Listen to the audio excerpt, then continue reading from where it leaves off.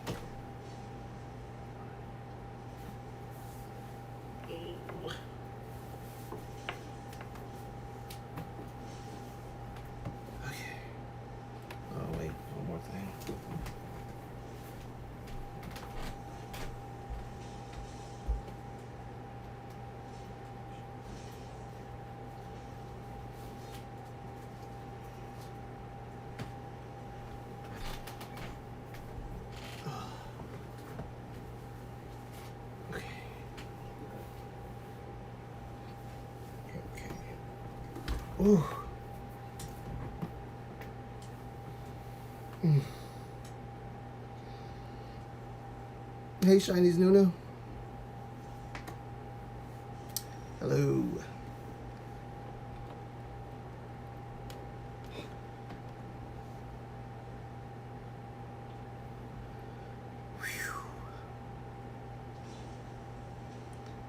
I'm like 2 seconds away from taking this thing off. I turned the air up because it is hot. It is hot in this daggone place. Oh. I know it's been a while since I've done a live stream, and it's been a while since I had my lights on. I'm gonna try to talk low, but loud enough so that you can hear me because of my voice and everything. Still recovering that. How's things? I got a few more things to take care of with the doctors. This has been an entire year of just doctor's visits for me. But I'm doing all right. Keeping a positive mindset. Welcome everybody in the chat. Welcome. It's been a long time since I did a live stream. Well, not a long time. Last time I did it was with Mom. But speaking of which, I had a plan on Friday, yesterday, to do a live stream with Mom because I'm not very, because of my voice and everything. So I was like, I'll have Mom here so that she can talk more than me. But she had to do something. And so that kind of put the plan on hold. Ninguk, welcome. I don't see the, weirdly enough, I do not see the chat on, my screen up here. Video only mode.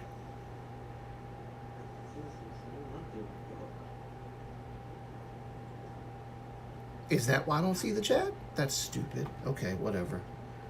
How's Mama Moonlight? She's doing good. She's at work, but she's doing good.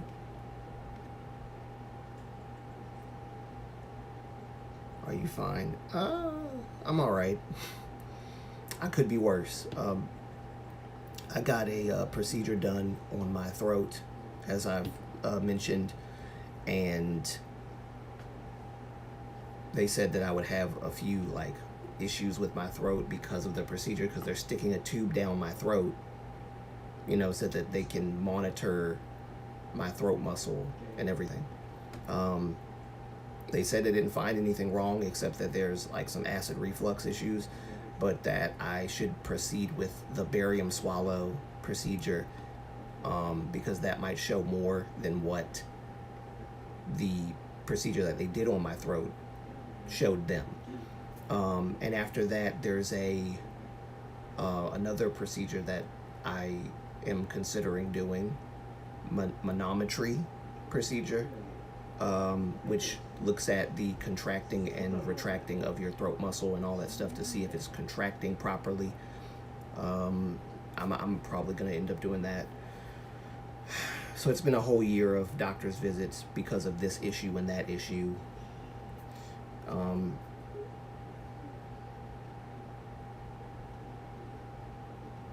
Tell Mama Moonlight, let's see, hi. Okay. Tell Mama Moonlight I said hi. Oh, and if you don't know yet, Taman will be in LA for KCON. Whenever that is. Okay. Why did I not put on any music? And I did not silence the TV, but it's okay. Is there any problem with your throat? So far they said no, that they didn't find anything. But at the same time, they're being cautious about monitoring it because there might be a problem with my throat that doesn't involve what they couldn't see or what they were looking for but couldn't find. Which I believe there is, because I have a problem with digesting food. Like, I cannot digest food properly for the life of me. And sometimes it gets stuck to the point where it'll make me nauseous and my head will get swimmy, and I cannot relax in that kind of state. So I have no choice but to throw it up, basically. So I think there's a problem, but it's just they can't detect it with what they just did. Mind you, they tell you you're not supposed to eat or drink anything, I think, after 12 o'clock the night before, or at least the morning of the procedure.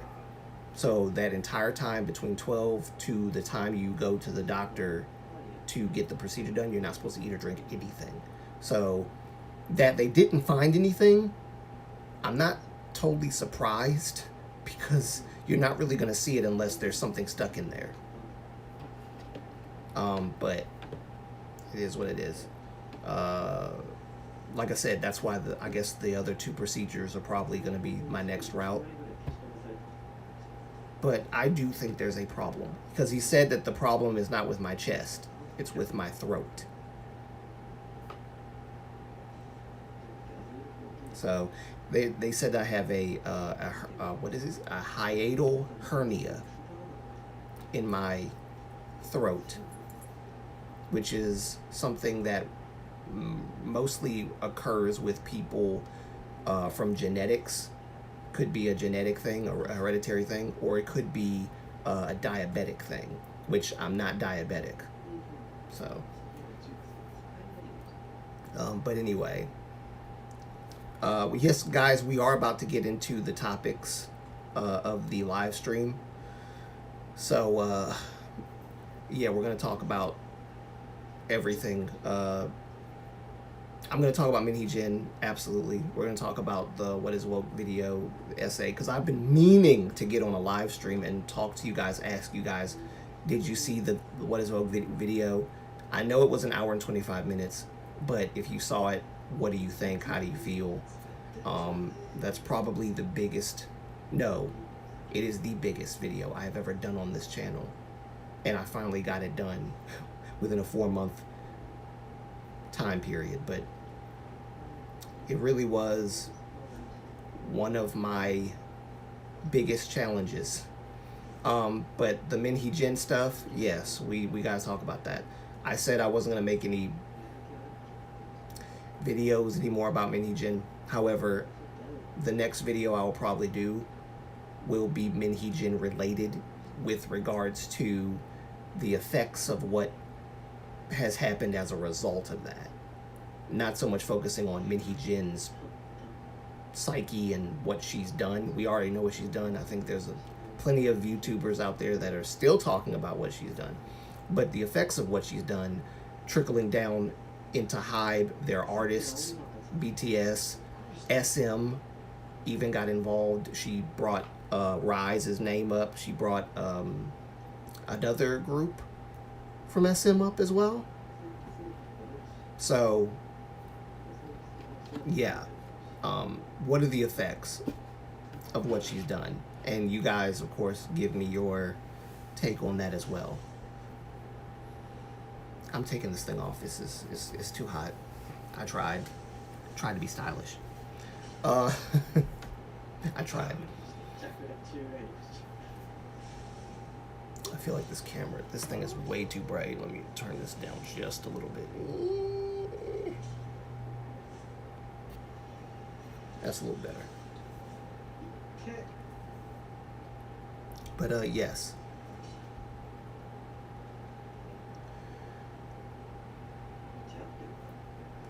You did well enough. Maybe a stomach problem. I think it is a stomach problem. I think it is a stomach problem.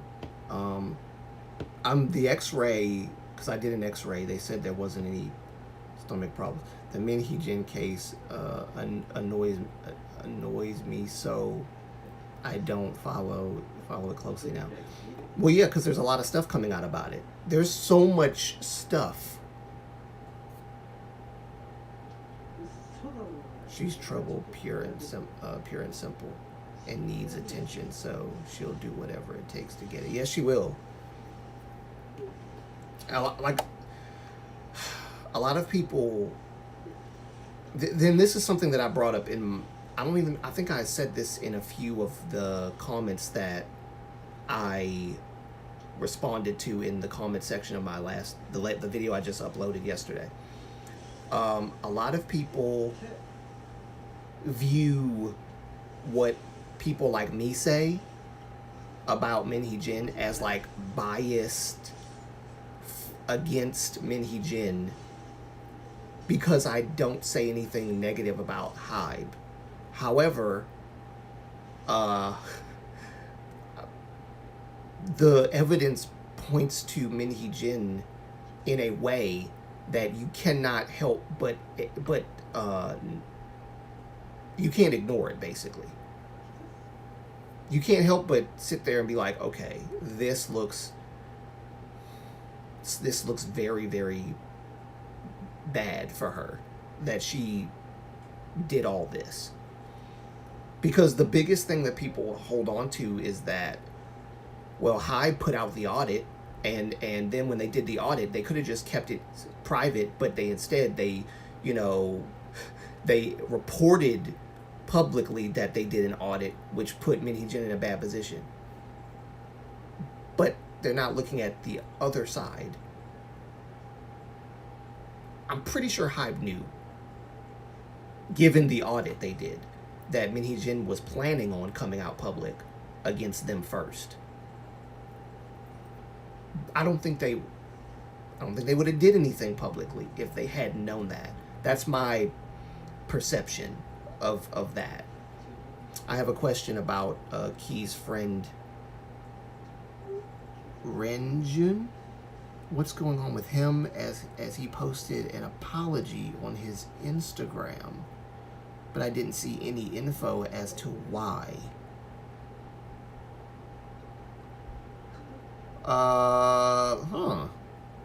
This is the first I'm hearing of this. I gotta be honest, Chinese Nuna. I didn't even know that his friend apologized for something. I didn't know. I have to look into it. That's new news for me. Which is another reason why I want to get off of MHJ. Why are you saying low battery? Oh. My bad, guys. I forgot to... Hold on. Close.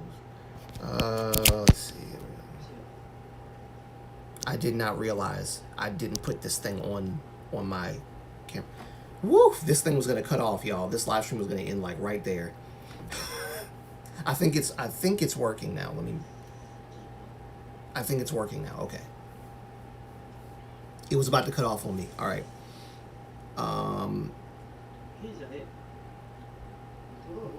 If you find, let me know what you. Oh, I'm definitely gonna look into it. I did not know about this, but I'll look into it. There's another reason why I wanted to stop doing the MHJ stuff, because sometimes I have a guilty conscience about stuff, like reporting on something for a long period of time, and then people might think, oh, he's just going on the hype train of MHJ stuff that everybody, because I didn't, like I said, I don't follow other people's coverage of something that I'm trying to cover myself, because I don't want my opinion to be tainted with another person's opinion. I don't want to be regurgitating other people's opinions. I'm always, y'all know how I am. I'm big about herd mentality stuff and how I want to avoid that. So I knew that there were people talking about it. I just didn't want to look at it because I want to do my own research. And it just so happens that a lot of people have had the same feeling I've had, based on, I'm assuming, them doing their own individual research of this as well. So I had a lot of stuff on my mind while doing the whole MHJ series. All of the big things I think I've covered for the most part. I don't think that there's anything too major at this point, except that B-Lift filed that lawsuit. That's about it, as far as I know. New Jeans. Wait. Somebody said something prior to that. It's probably because he said that he is.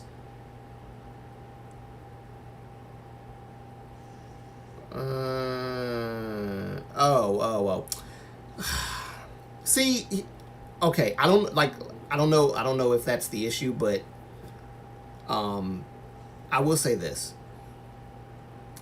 And I think this is not to get off topic or be political or anything. I just want to say, people getting heat. Well, he put story with this. See, but that's.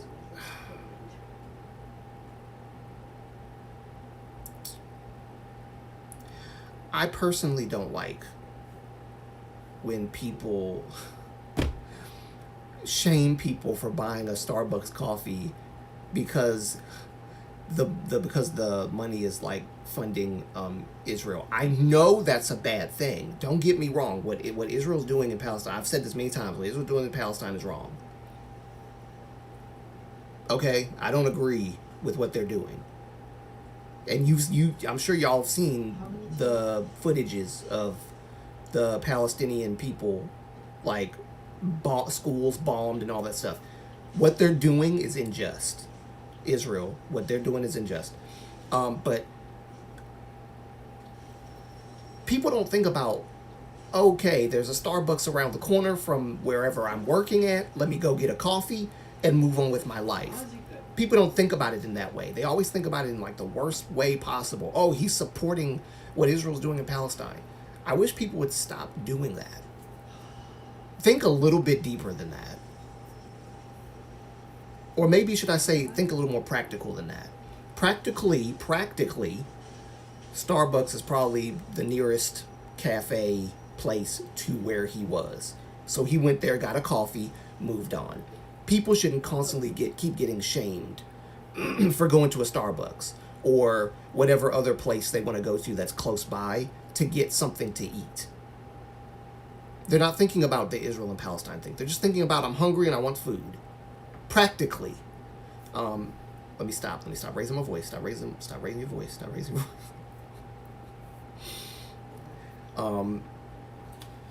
Just saying, practically. If you think about it from that perspective, this would eliminate a lot of problems with people getting called out for supporting Israel. Here's something else you might want to check out. North Korea is building. I should have put my glasses on. North Korea is building wall saying. Okay. I don't know how to feel about that. You misunderstood, Antonio. Okay, well, yes, please. It's probably because he said that he that he is again the NCT collab with Starbucks. Oh, due to the well, okay. So it's not that he got coffee, right? Yeah, I think I did misunderstand. I think I did misunderstand.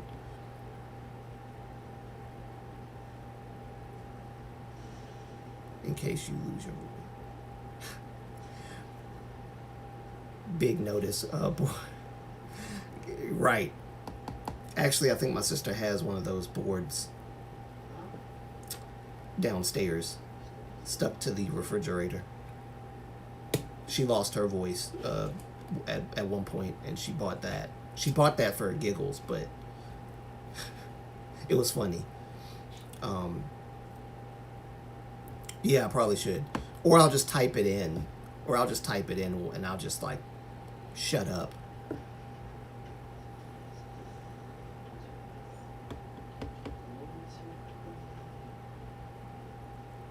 Yeah, Ninga, please clarify what you were trying to say, because I was reading this as he got in trouble for drinking coffee at a Starbucks, and people saw it as him supporting. But even if that's not what you meant, my point still stands. People shouldn't be shamed for that. NCT had a collab with Starbucks. Rinjin put a story with those emojis, and Taehyun put a black story screen with a boycott. Okay. NCT had a collab with Starbucks. A collab with Starbucks. Like, is this a recent collab with Starbucks? Put a story with those emojis. Taehyun put a screen. Let me know if that was if that's a recent collab, because I didn't know. I would think because of the Israel-Palestine conflict, they wouldn't do any collabs with Starbucks, because that would be seen as controversial, problematic, and all that other stuff. So I'm hoping that this is probably not like a recent thing, because I don't have the energy. It's recent?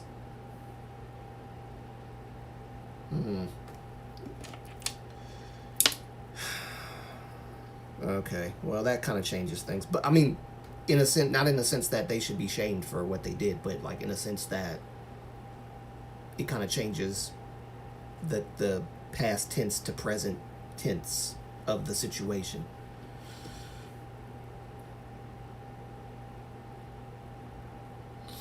So people are mad because they are collabing with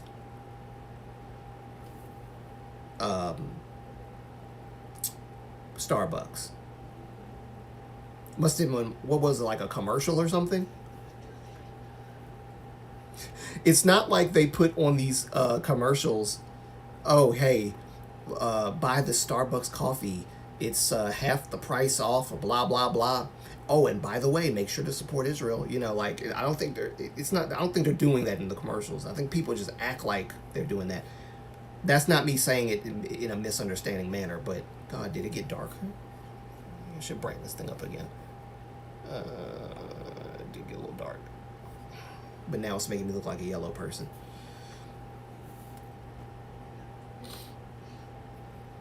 I don't know, maybe, I don't know, it shows up on the screen better. I'll turn it back down. Y'all forgive me for my fickle nature today. I just don't know what to decide anymore. All right, there we go. Yeah, I'll just keep it there. But yes, I know that a lot of you guys are probably tired of the MHJ stuff. But I think there's a bigger story with MHJ's actions that I haven't really touched on. What is the ripple effect of what she's done to Hybe and BTS and all that stuff. So I think that's probably one of the most important things that I can talk about So in a way, I'm not really talking about MHJ anymore. I'm just talking about what happened as a result of what she did. Especially the BTS. Because that was rough. That was rough. Basically, Renjin and Taehyung was against that collab. Okay, I think he probably apologized for showing that he is against. But apologize. Okay, so he apologized on Instagram for showing that he. Well, you said you think he probably apologized for that, not that he actually did, which.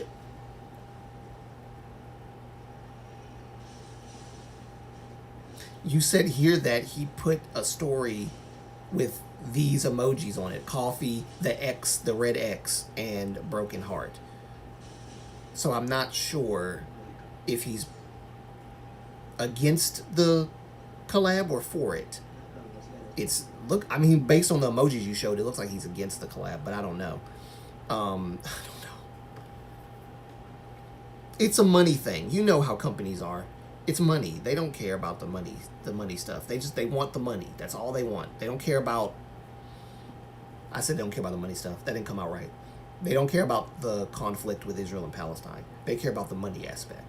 I think artists care more about that. Rightfully so. But unfortunately, the company makes all those decisions. So they don't really have a choice or a say in the matter. That's just kind of how it is. It's not their fault. They don't have a say. The company's like, hey, you're collabing with this company. Oh, but don't they support? I don't care. Money. That's all it is. Money, money, money, money.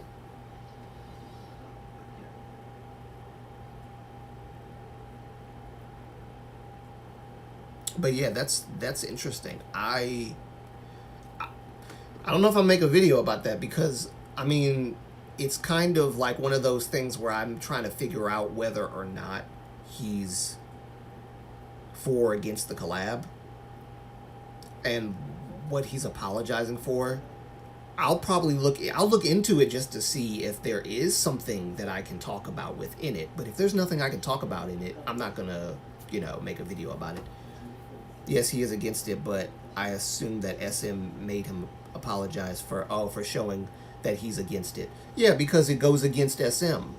So they're going to of course they'd make him apologize, absolutely. Because, you're on our dime, bro. Yeah, they're going to make him apologize. Yeah, that makes sense. That makes sense.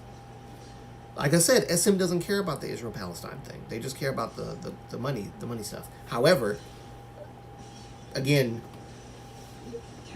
my point about, and I know this is unrelated to the what you're talking about, but in the past there have been people who were accused of supporting Israel by simply going to Starbucks and drinking coffee and so. And I don't know what it is about netizens and certain topics that get mishandled because of pictures of idols taking a picture of their Starbucks coffee or whatever other companies that support Israel's financially.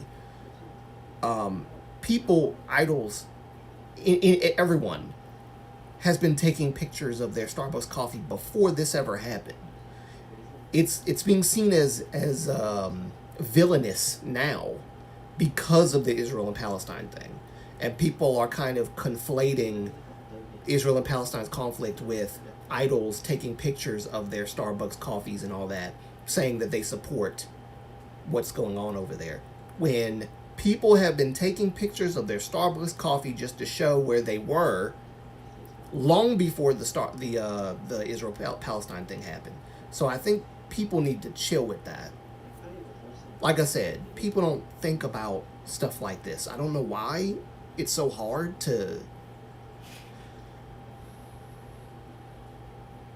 I don't get it. But again, if I am working somewhere and the nearest coffee place is Starbucks and I want coffee, I'm going to Starbucks. Okay? You're not going to sit here and demonize me for going to Starbucks because in your mind you think I'm going there for the specific purpose of supporting Israel and Palestine when all I'm doing is paying money to get a coffee because I want the coffee. I'm not thinking about the Israel and Palestine thing. I'm just thinking about I want coffee. I want a donut. I want something in that cafe. It's called it's what I would call a policing of the mind. They're policing you based on what they think you're thinking, and that you should think the way that they think about it so as to avoid it, even if you want the coffee. Avoid going to Starbucks. Go somewhere else. But if Starbucks is the closest coffee place to you, and your job is right there across the street, and I'm not saying that that's the case with everything, but if you're walking by and you see a Starbucks and it's probably going to be the only coffee place you see in a minute before you walk a couple more miles somewhere, or you drive a couple more miles somewhere, and you want the coffee, go get the freaking coffee. Don't let people police your mind and tell you your own intentions, as to why you're getting the coffee. But people, that's actually could have been a good example on what is woke. This could have been a good what is woke video segment right there. I should have just put it right there in that video, but I don't think that was happening during the what is woke thing. At least I don't think it was. No, it might have been. I just didn't put it in, I guess, for some reason. Self-explanatory, though. I don't know if you guys agree with me on that, but let me know. Should people be policed for going to Starbucks, or what other companies support Israel? Isn't it McDonald's? I think McDonald's does. There's another place that supports Israel too. Listen, I'm gonna get off this topic because I could go I don't want to spiral off, because I'll talk about how colleges are being bomb rushed by people who are Justice for Palestine. I don't even want to go there. I'm gonna stick strictly to the K-pop stuff today. Okay, strictly to the K-pop stuff. We're not gonna go deviate all over the place. I kind of understand where I live. There's a market who's supporting Israel, but I do, because it's near and there's yes exactly. I know, I get what you're saying, Ninga. You go there because it's the nearest place and it's cheap. And that's the practical aspect of it. You go there because it's nearest to you and it's the cheapest. But I try to avoid brand that supports Israel. And I get that. And guess what? I'm not going to sit here and say you're at fault for thinking that way. And at the same time, people who think that way shouldn't fault other people for going to Starbucks regardless of the brand because they just want the coffee. You should be more sensitive about this. No, stop. It's kind of like the vegans, the radical vegans that stand outside of KFC knowing that you're going to get the chicken just so they can come to your car and preach to you about why you shouldn't have bought the chicken and that you shouldn't eat it. And then when you take a bite, they go, ah, God. No one asked you to come out here to KFC. It's those kind of people. Yeah.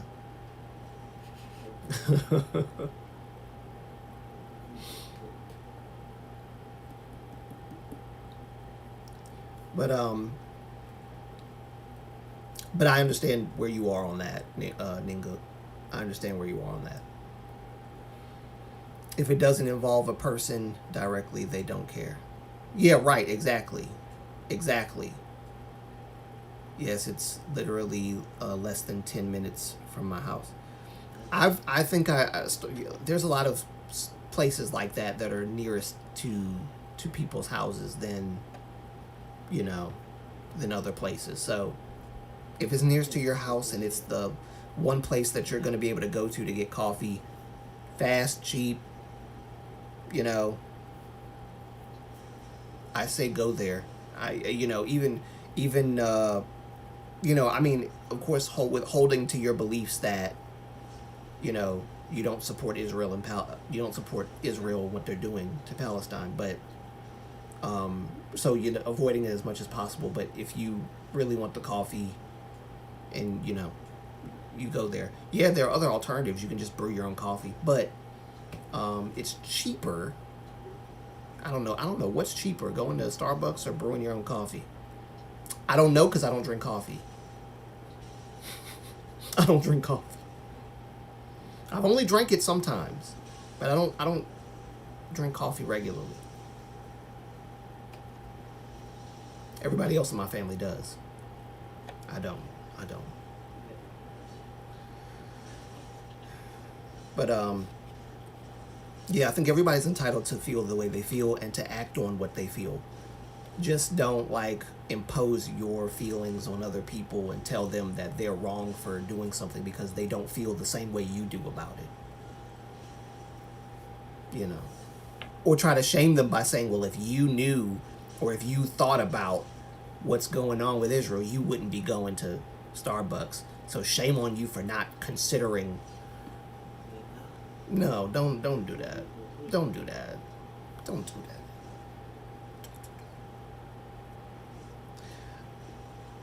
If you're outside somewhere, the nearest place overseas make your own. if you're outside somewhere, the nearest place. Otherwise, yes, make your own. Yes, exactly. Starbucks is kind of expensive in my opinion. At least here in France. Probably because Starbucks is a American owned business, I think. So just like how Japanese stuff and Korean stuff is more expensive in the States than it is in Korea, which I mean it's pretty expensive in Korea too if you think about it. But I feel like it's more expensive to buy stuff like that in America than it is in other countries, especially the country of origin. So it's probably that kind of situation.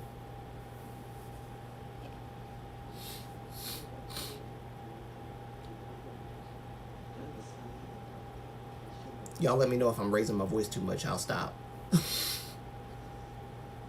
I don't want to raise my voice. I'm trying to avoid that at all costs. Ninga, did you? Oh.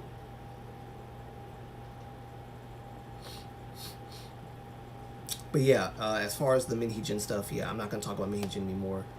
In the sense of what she's this and she's that. We know, we get it, we saw everything. Okay, I'm gonna talk about what she's done. Not what she's done, but how what she's done has affected Hybe and groups and all that stuff, because she's put out a lot of stuff. And I'm surprised that SM hasn't said anything. To my knowledge, they haven't said anything about MHJ's accusations towards Rise and I think it was a girl group she mentioned. They didn't say anything about it. Don't know why. I'm guessing it's because it's Hybe and they don't want to say anything. Plus, Hybe, if I'm not mistaken, doesn't Hybe own some shares in SM? It'd be a whole other mess if SM got involved. Would I report on it? Oh, I would. If I did, it would be an 8-minute video. I have to make it 8 minutes. I have to. I can't go any. I can't do it, y'all. I've been trying to do the Minhee stuff within like less than 10 minutes. That don't work because I got so much to say.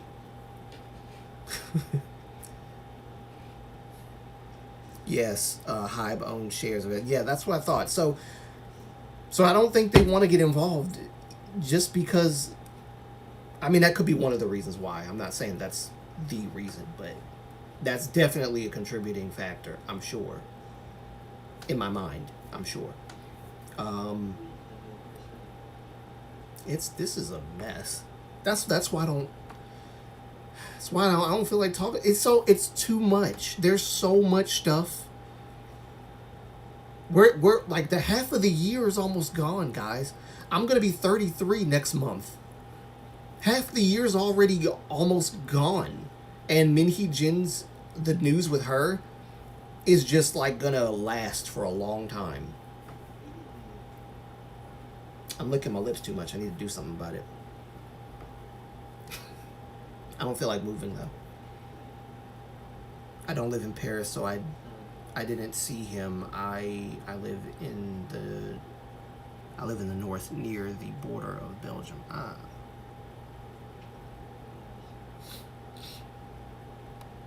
I want to go to these concerts. I really do. But I ain't got the money for that. I really do. Hey, at least you're not half a country. Yeah.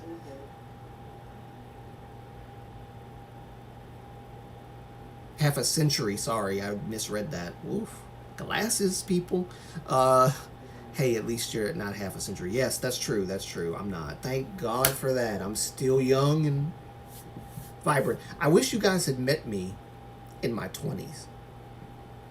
Wish you guys had met me in my 20s. Not my late 20s, my early 20s. I started YouTube when I was like 28 or 29. But I wish I had started younger. Then y'all could have saw the... I don't know, I probably wouldn't have been as mature.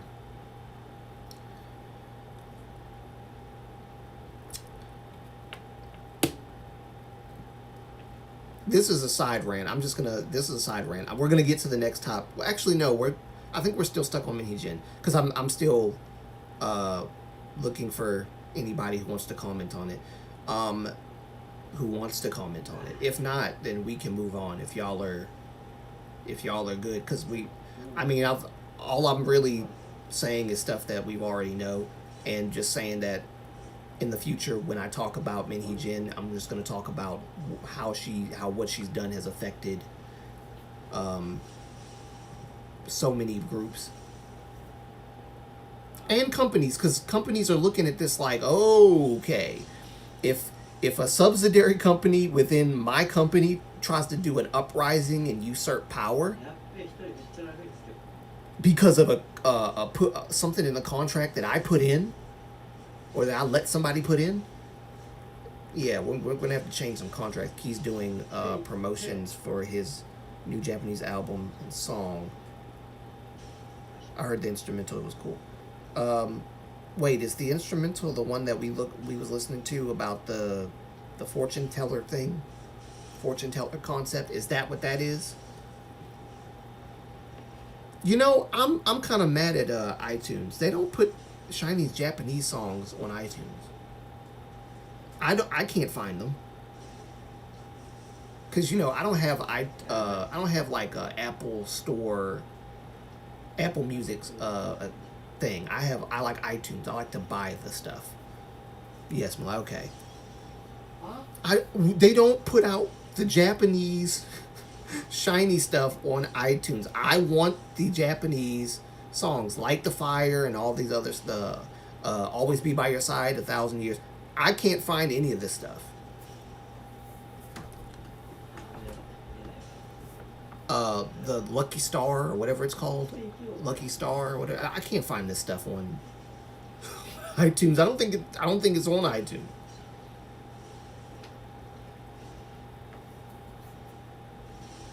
A shame.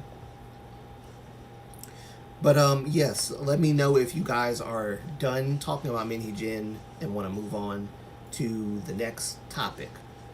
so that we can. I should have turned this TV down. Hold on.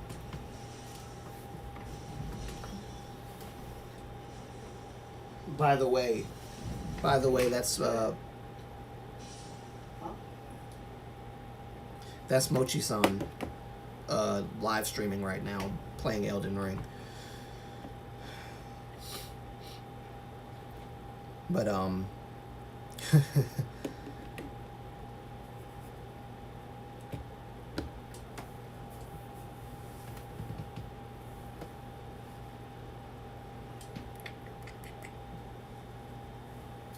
but yes, we can move on to another topic if you want.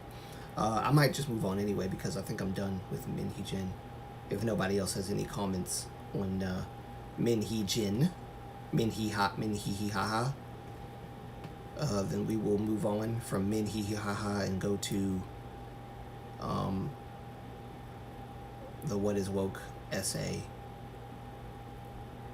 which is something that it was a passion project, but it was something that I didn't really initially want to do. Because when you're describing woke, it takes a while to, I think it requires, next topic, haha, stuff Minhee Jin in the bin. Yes, stuff Minhee Jin in the bin. I agree, Chinese Nuna. Next topic. First of all, I want to ask, did you guys see What is Woke? And if you did, what did you think? Did you get through it all? Because it is an hour and 25-minute long video. So let me know what you guys think about the What is Woke video. I've had some people disagree with some stuff, which is interesting. And it's expected, because not everybody views things the same way. Someone disagreed, but they didn't really explain. By the way, I'm really curious to know your opinion about the Armageddon album. Because were you the one that? Oh, so wait. Let me finish reading. It said you said some K-tuber said that even the album is good, the album isn't cohesive. Even though the album's good, it's not cohesive. I have not heard it yet. I don't know if you're the one, Shiny. No. You're not the one who said anything. No, Ninguk. I think you might have been the one who said that I should react to it and make a K2 video talking about the album. I think that was you. So it is in the back of my mind, and I think I will definitely react to it. In fact, I might react to all the songs just so that I can get a good feel for everything. And I'll try my best after reacting to the songs to write down what I thought about the song after I record it. I get so caught up in like trying to quickly edit stuff and get stuff out that I forget to do some other more important things regarding stuff. So I don't do that anymore. I've been taking my time. I don't know if y'all noticed, but your boy's been taking his time with content because I've been dishing out one video a week for the purpose of making sure that everything within the video is sound, cohesive, and everything. I am a one-man show. I be trying to do all this stuff, but it's really hard to focus on so many things. I'm not in a girl group, so I haven't heard their stuff.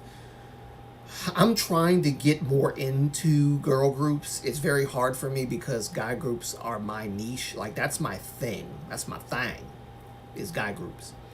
But I'm trying to get more into girl groups, and because there is another whole aspect of K-pop I'm missing out on, and it's the girl group stuff. So I've been trying to get into it. Check the Armageddon album, and basically Espa discography, Shinies. Oh, okay.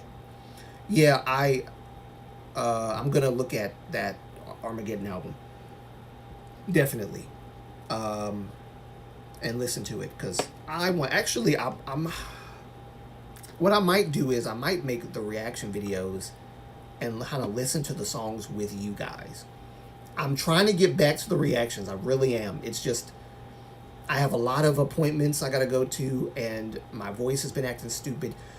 My camera won't function properly, so I can record as many videos as I want all day long. But if I can't upload the videos properly to my desktop or my laptop, you're not going to get a reaction video at that, from me in a good, timely fashion because my camera has a mind of its own. Also, I don't like my camera because I want to do live streams with hooking up my camera so that my camera can be the, camera that I use, not my phone. But then again, I think a phone and a camera is probably used synonymously with each other or in synchronization with each other. Either way, I would prefer to have a camera. And the Canon G7X Mark II doesn't have a feature where you can make the camera a part of the live stream. Like you can't do that. So somebody tried it. There's a little tricky way to do it, but it's too complicated, and I don't want to do that. I just want to get a camera that can simply do it, and I don't have to like try to do some kind of trick, some kind of voodoo, technological voodoo on it. So that's another reason, which is another reason why you guys haven't seen my face for a minute on my videos. That, and I did say, and this might be, you guys call it karma. This might be karma because I said that I was going to try to focus more on K-tubing. So maybe my camera is being rebellious against me because I said that. Maybe my camera overheard what I said. And it's like, oh, you want to focus on K-tubing? Okay, well, count me out, So I don't know. But I quite like that I'm focusing on K-tubing a lot. I have more time to do other things. And I have more time with the subject that I'm putting a video out about to do the research required. So I like that.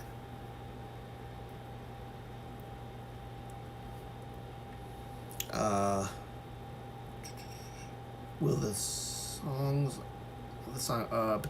I have trouble getting into groups in general. Oh, Joanna, hello.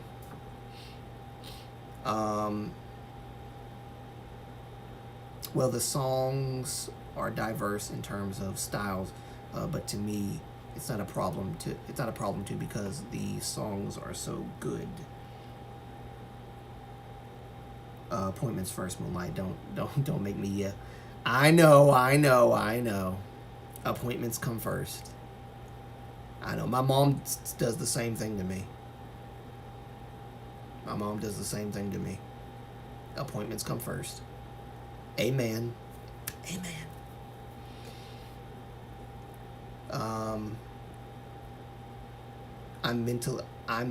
Jesus, I cannot spell today. Mainly does not have a T in it. I am mainly a casual listener. Got you. Checked Amazon for a live stream camera you can use. Yes, I will. I think the Canon is not really I think the first Canon can do it. I don't know because I never owned one.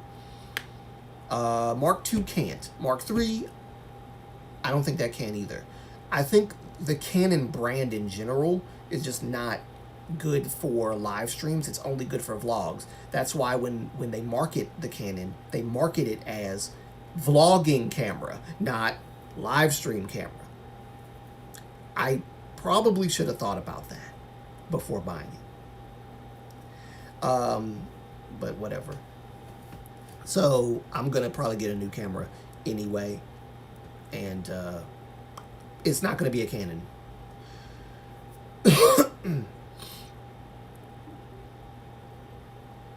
Shiny and solo work. Shiny's no any. But yeah, so what was I talking about? Short-term memory loss. That's what happens when you hit 30. That's what happens when you hit 30. What was I talking about? What was I talking about? I was talking about something. What was I talking about? I don't even think I got on What Is Woke yet. I think I talked lightly about it. But, oh yes, I know what I was talking about. I'm getting more into girl groups. That's what I'm talking about. Slowly. I think guy groups have a different charisma than girl groups. Girl groups have a different charisma than guy groups. But I'm kind of missing the girl group aspects of K-pop, and I want to kind of get more into it. But overall, guy groups are still where I draw my attention to. Cameras, Moonlight. I'm off the topic of cameras now. I'm off the topic of cameras. I think I already know. I mean, I gotta get a camera. That's all I know. I gotta get a new camera, one that can cooperate with me. That's all I know. That's all I know.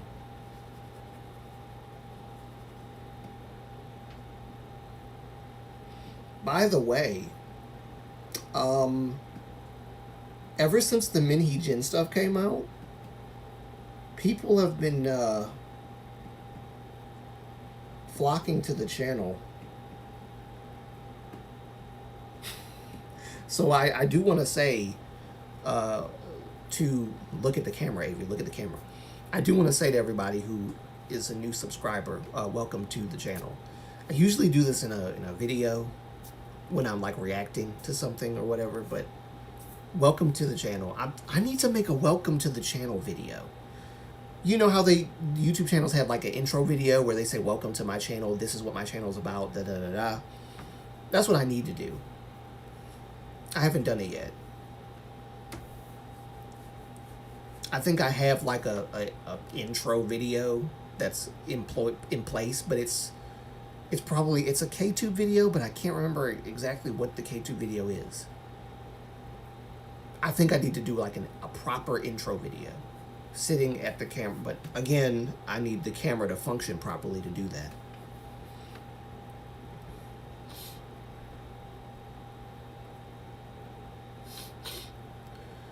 But yes. Let me know what you guys think about the What Is Woke video, because I'm very curious to hear you guys. There's never a rush for things. Plenty of time. Yes, that's true. Never a rush. Even though in my mind, I'm rushing. But yes, there's way more topics to talk about regarding like K-pop stuff.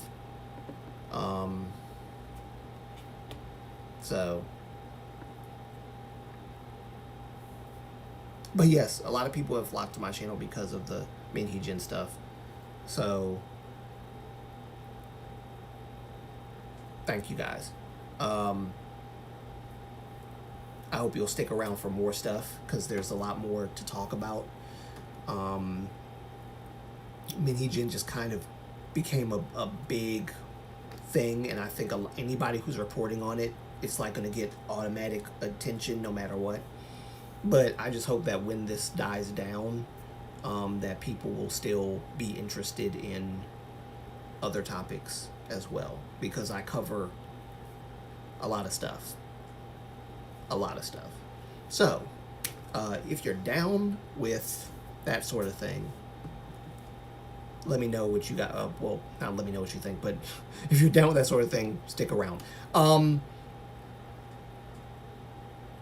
I had something in the back of my mind I wanted to say. yeah, I don't always do news videos like I used to. I used to do news videos in like one way. All K-pop news would come out with something, and I would report on it. And I kind of stopped doing that because, at least in that way, because there's a lot of bias stuff within all K-pop and Soompi and what Koreaboo and all these other little news outlets, K-pop news outlets. I prefer to look at them all in private and then look at the consistencies and inconsistencies, cut out the biased takes, and go with what all three news outlets are reporting on that's, aligned with each other, and be like, okay, this must be what's going on here. This is not needed, throw it out. And then I look at timelines. If somebody put out like a timeline of the events that happened within a situation in K-pop, I like to look at those because I can form my own opinion, and there's no bias within the timelines. It's just, this is what happened first, this is what happened second, this is what happened third, fourth, fifth, sixth. And I can be like, okay, so based on this information, I can kind of figure out what's going on. And then, of course, getting the news outlets, the information from those that are consistent with each other to kind of further back that up. Look for any kind of other outside sources outside of media. A lot of times, fans who look critically into a matter are way more unbiased than news media outlets, which is funny. But I like that aspect, that fans can be trusted at times more than the media. So I look at anything I can find that I can, because like the whole thing about Chen from TO1 doing the whole nega thing, I found that from a fan, a K-pop fan. And I think there was a biased take on it from all K-pop. Which is, you gotta take certain things with a grain of salt, even in news media outlets. I like getting a news from K-pop Junkie. K-pop Junkie is like one of the guys that I was like, wow, like this dude, I wish I could be that way, where you just report on the news, bam, real quick, next news. Here's the bad stuff, and then here's the good stuff in K-pop. And then, but I have too much of a,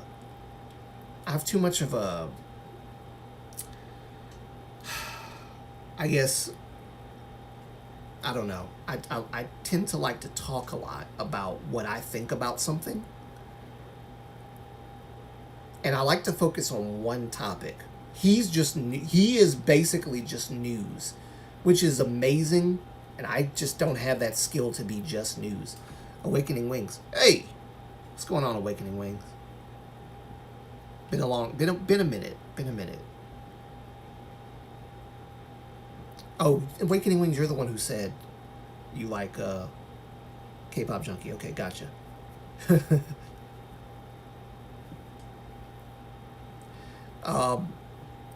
Yeah, I watched K-pop Junkie as well. What's the other guy? There's K-pop Junkie. I used to think they were the same person because they sound alike. But I can't remember. It's K-pop Junkie and somebody else. I just can't remember. That's how you know I don't watch a lot of stuff. I don't remember anymore. But either way, I like K-pop Junkie stuff.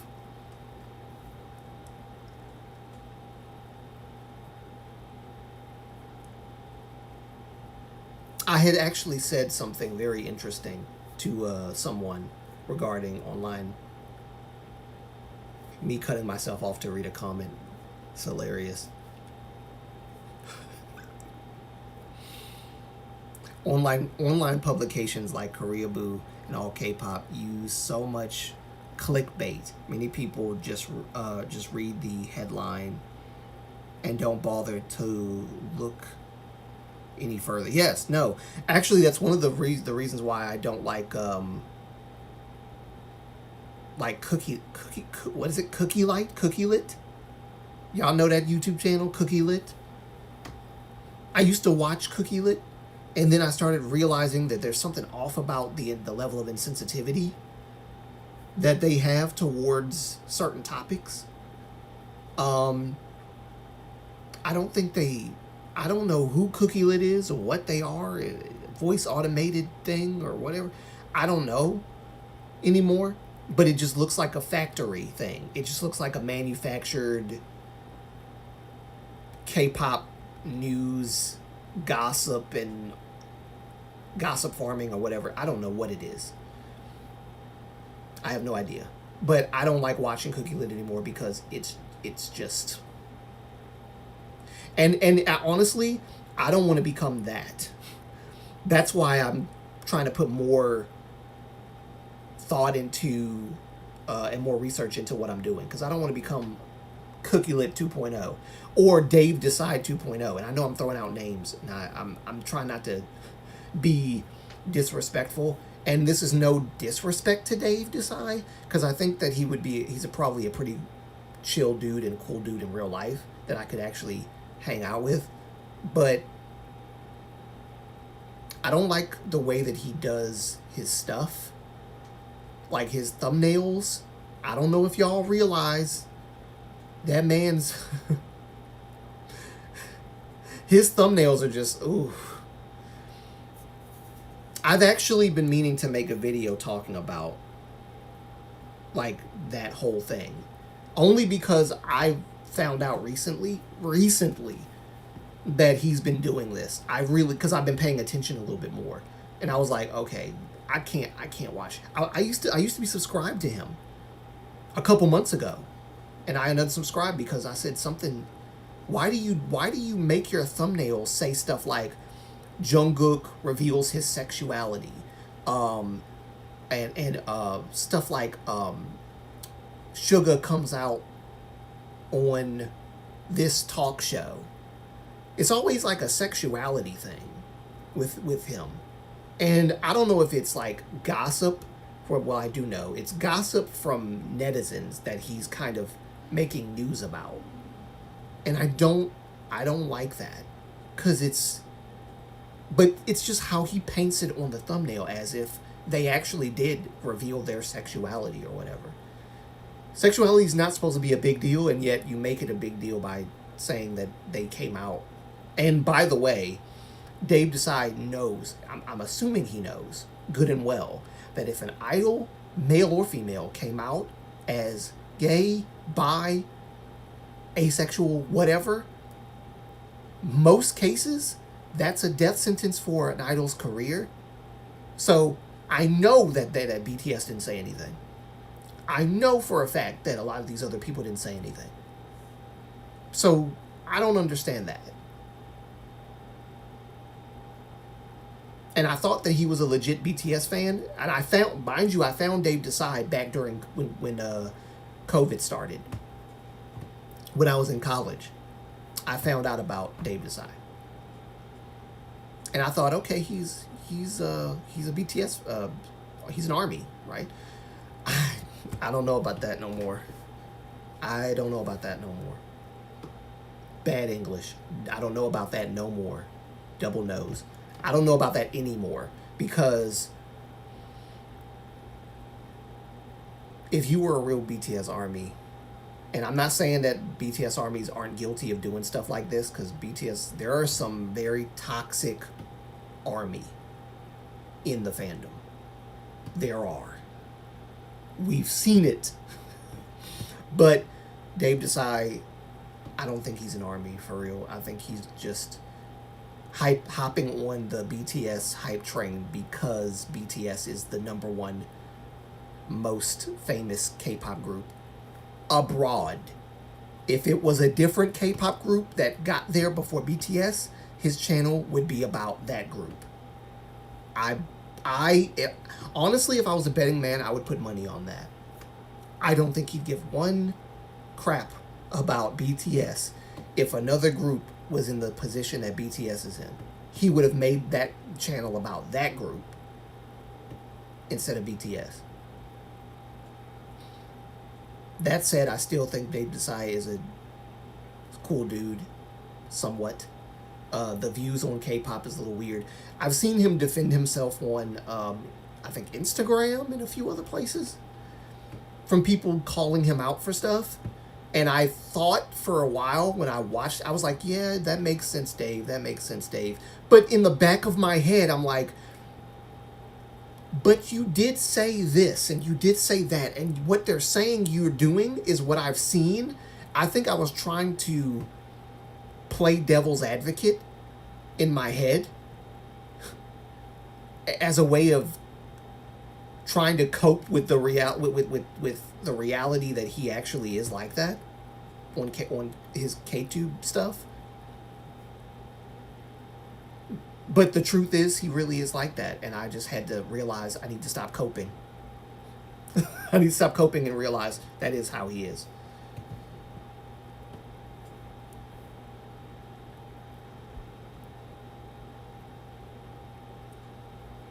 So,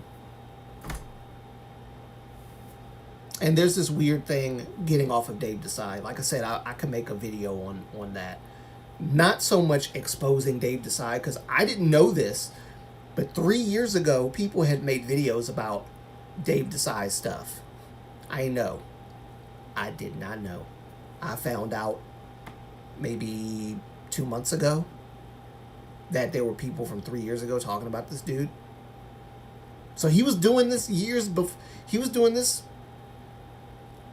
during the COVID stuff. When I saw him, that was technically 3 or 4 years ago or so. But I didn't know. I did not know. But now I know. And thankfully I found out before I found the videos from 3 years ago. I don't know. I feel like it's easy to spot these things the longer you look at it.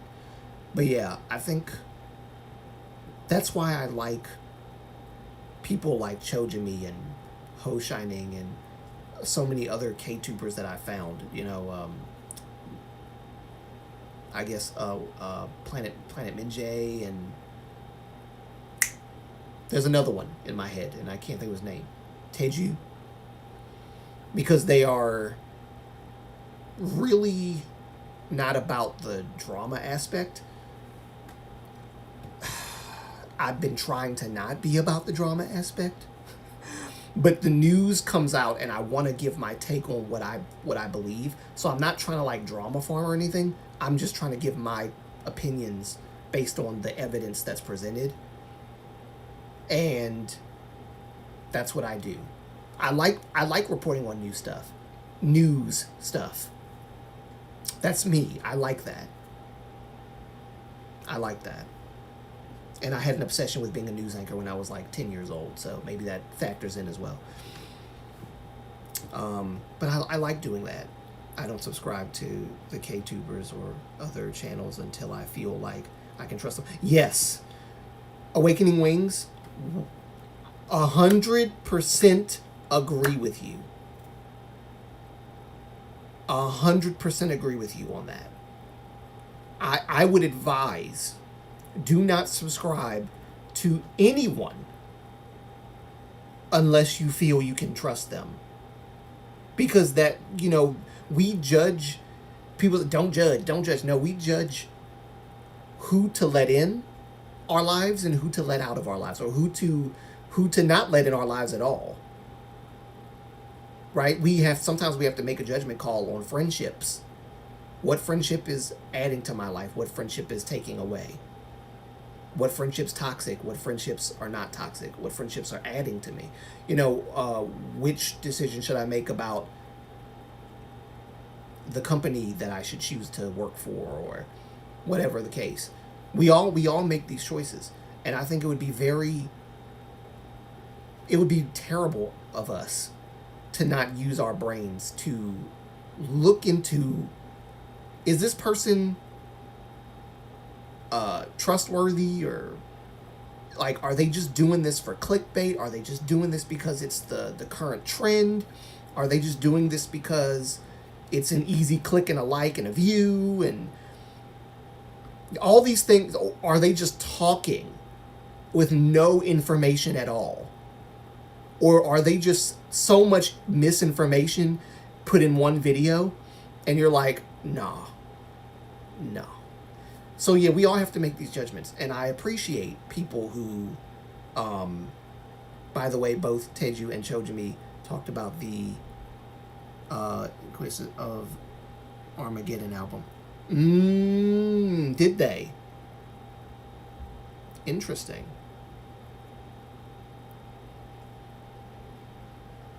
I'm gonna have to look at that. I mean, I'm gonna look at it, but not. I'm not gonna look at it too soon because I want to make sure that I have my view first. I want my view first. But you know, when more than one person talks about something, it's more than likely true. Rule of thumb about truth telling. But yeah, I appreciate you guys who look at a channel like mine, for example, and be like, can I trust this person? Who, like, you know, because I'll admit I didn't do that for a while. I would just, oh, they're talking about this group and click. They're talking about that group, click. And I started using my brain eventually, and I was like, okay, what are they saying? It's not about them simply talking about it. What are they saying? And, you know, can I trust their coverage of something? I'm glad that people can trust my coverage of stuff. I try to be very careful with what I'm talking about. Make sure I have as many factual information about something as possible. Look, Auntie Rob, she was coming to my channel often, and she did not immediately subscribe. Because she was trying to see, I believe she was trying to see, hey, who is this person? And I respect that. I respect that. It's one of the reasons why I respect Auntie Rob a lot. Ah, Mochi-san.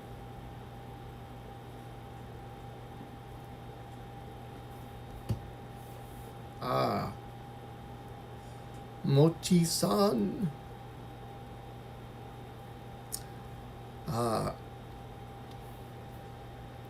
Ginky?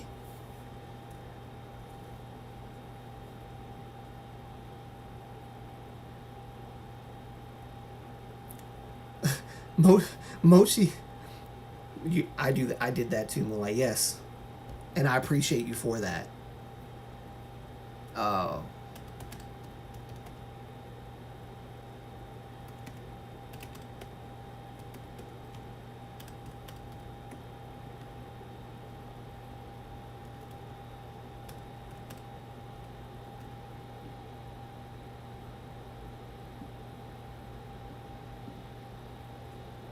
If I'm a little quiet, guys, it's because I'm conversing with Mochi-san and translating. So y'all, get to the English, please. Oh, did I do that right? No, did I? Did I do that right? English, there we go. Yes, I'm fine. Ah, see, I know a little Japanese. Ginky, I know. Had a talk with my brother, that's how I know. Oh, good. Good.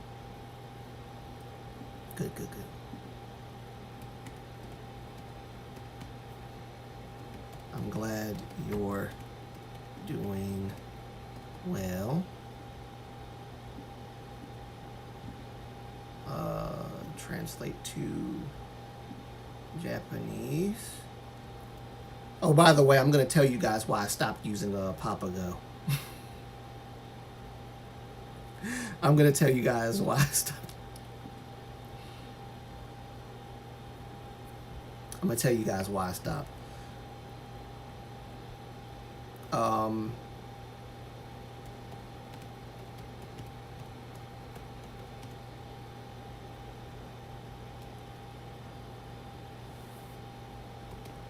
You see, I'm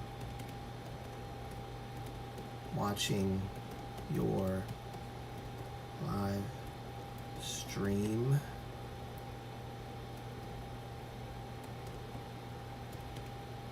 Behind me.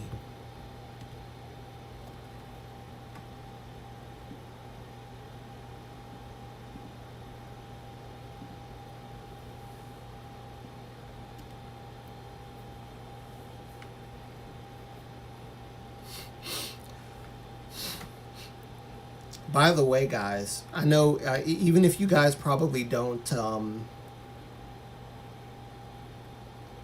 even if you guys probably don't are not interested in this kind of content, I would ask to send some support to Mochi-san. Mochi-san is a gaming YouTuber. He does a lot of Souls games. Some of you might not be interested in that, but if you are, definitely subscribe to his channel. And if you want me to, I'll put a link to his channel. I do this for all of the people.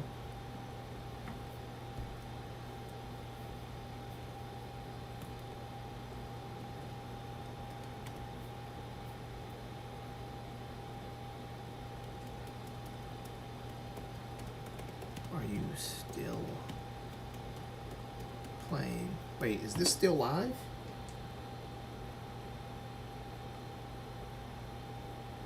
Let me check if this is still live, because I know sometimes it... Okay. Okay, he ended. Okay, he ended. Gotcha. Okay, never mind.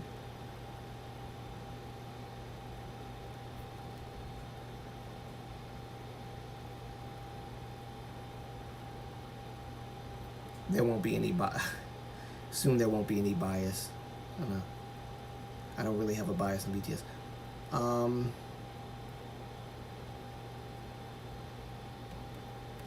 Okay, Ninguk.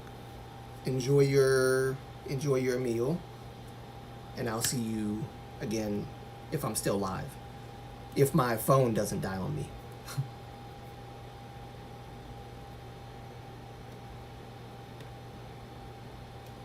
I'm loving the DLC game play. Oh shoot, wrong.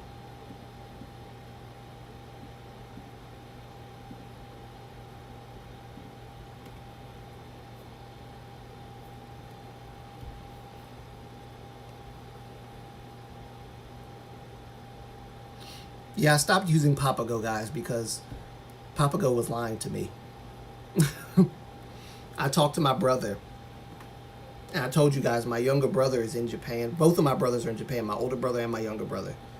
My younger brother knows Japanese more than my older brother. And he speaks very good Japanese.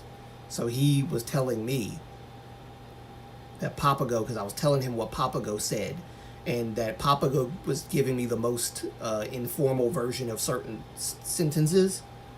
And he said, well, tell me what the sentence says. And I told him, and he said, that's not the most informal. That's still formal. Anything with watashi wanted, I should know better. With watashi wa, that's still pretty formal. Not that it's a bad thing. I want to know the informal as well as the formal, and it doesn't give me the most informal and the most formal. I mean, it gives me the most formal, but not the most informal.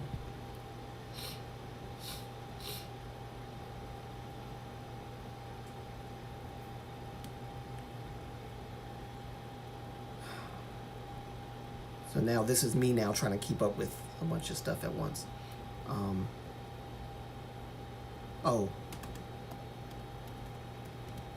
What time is it in Japan?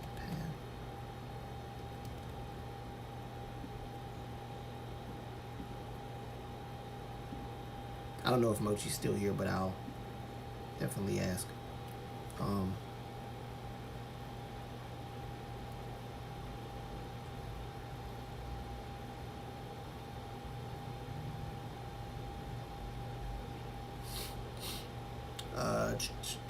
Make sure that I know you guys have been talking while I was typing, so I'm trying to go back and read some of this stuff. y'all talking about y'all biases in BTS. Ah.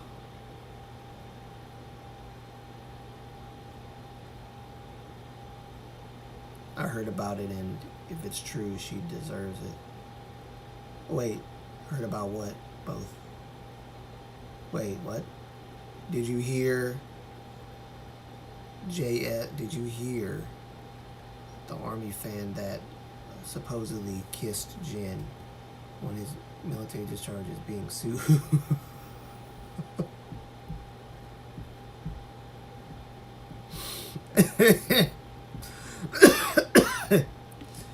Yeah, because like that wasn't a part of the whole thing. They were supposed to be hugging. It was a hugging thing. It was not a hugging and then come and kiss me for a moment thing. Oh, it's 4:30 in the morning in Japan. Wow, it's 4:30 in the morning. That's right, because it's afternoon here in America, so it's 4:30. Okay.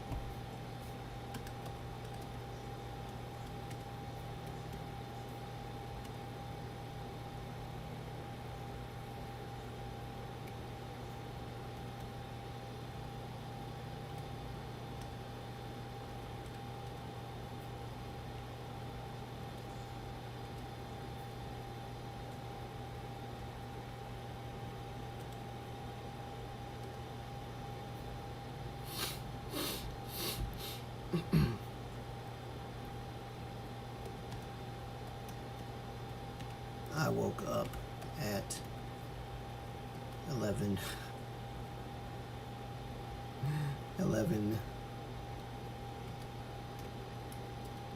o'clock a.m.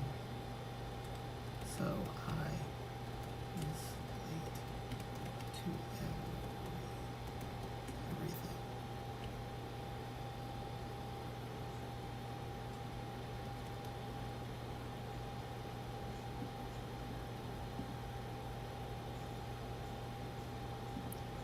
This is the moment where I should put on some like chill hip-hop music. I need some chill hip-hop music. That's what I need. That's what I need, peeps. That's what I need. Chill hip-hop beats.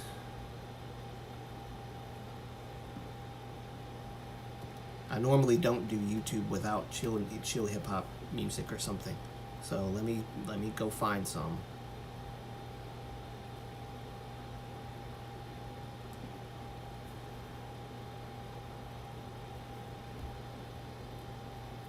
Let's see.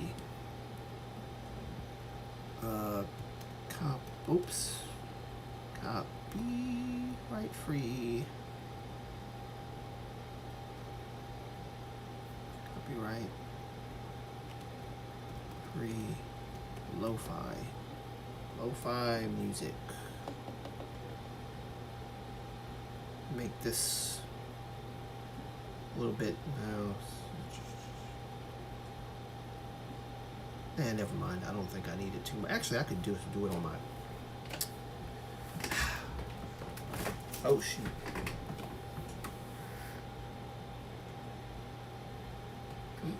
Let me give you guys some copyright-free.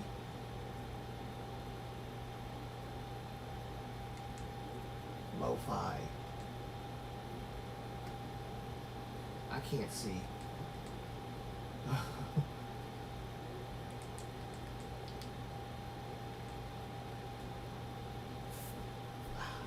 I can't see. I need my glasses. I can't do this.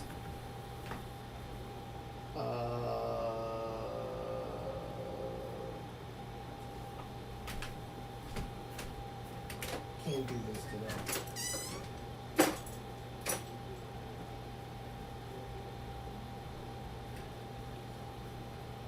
Let's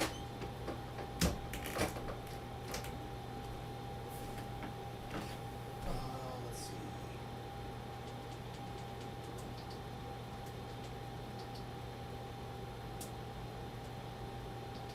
There we go.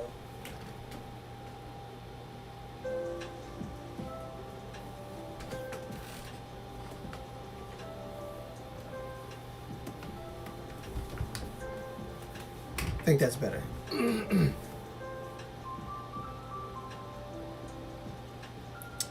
There we go. Copyright lo-free, lo-fi.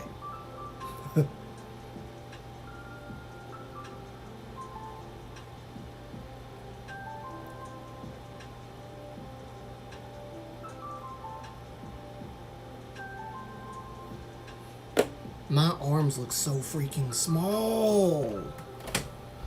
Jeez, it's because I haven't been lifting weights. I've started back doing push-ups, but I haven't. I gotta get back to lifting weights, man.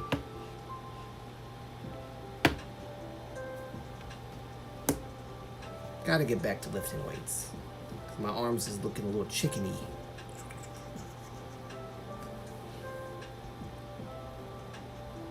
Like I said, I'm a normally pretty skinny dude, so that's probably why. Not as thin as I used to be. Like that picture that I showed y'all. Y'all remember that picture? The red pants picture? Yeah.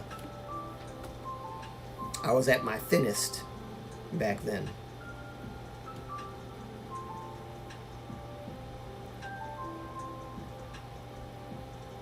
Let me see. I don't know. Mochi-san might not be. Mochi-san might not be here anymore. He might have. I don't know. He might be either eating or sleeping at this point. He was playing for a while.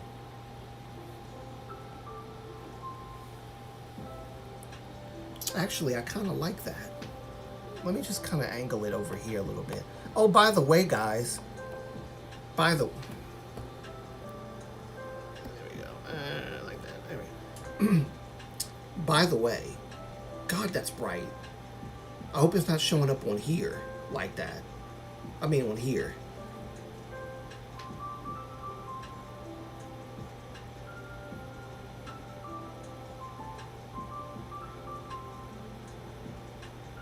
This is not Dutch, guys. This is Japanese.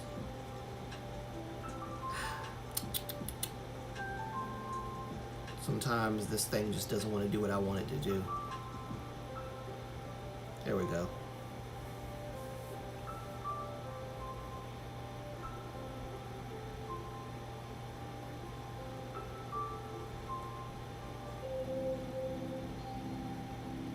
I'm about to read you guys chat in a minute. We probably won't even get to the what is woke video today, which I don't mind. I don't mind. That is probably a thing that I would talk about by itself in a lot. Yeah, it did. It brightened up. I don't know why it brightened up like that. Turn this baby down. Down.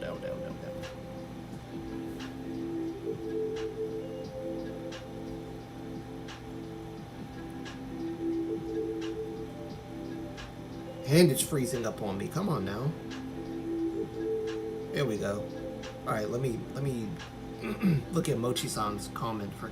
Why are you doing this to me? Now the computer wants to act stupid all of a sudden. Yeah, it's acting stupid. Give it a minute. There we go. Are we back now? There are still some places to explore, so I'll reopen it. Ah, good. So,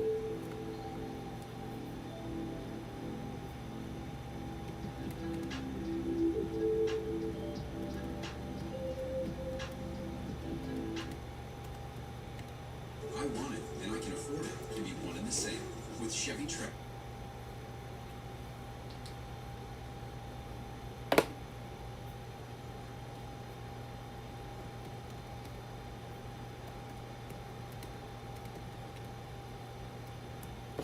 I could have swore I turned it back on.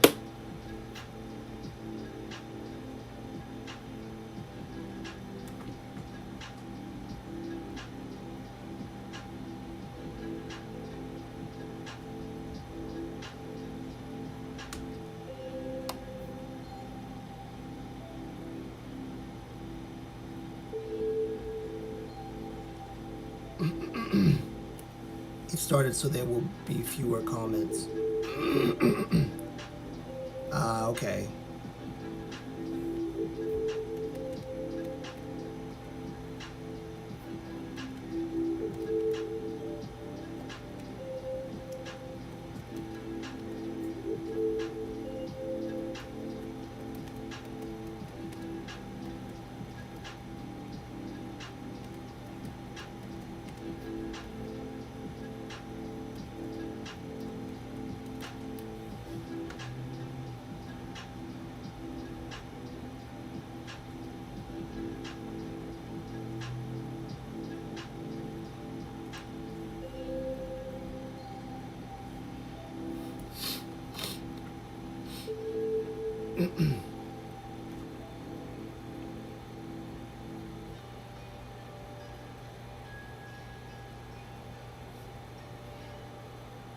I will say this, guys. There's some YouTube channels that I watch and follow.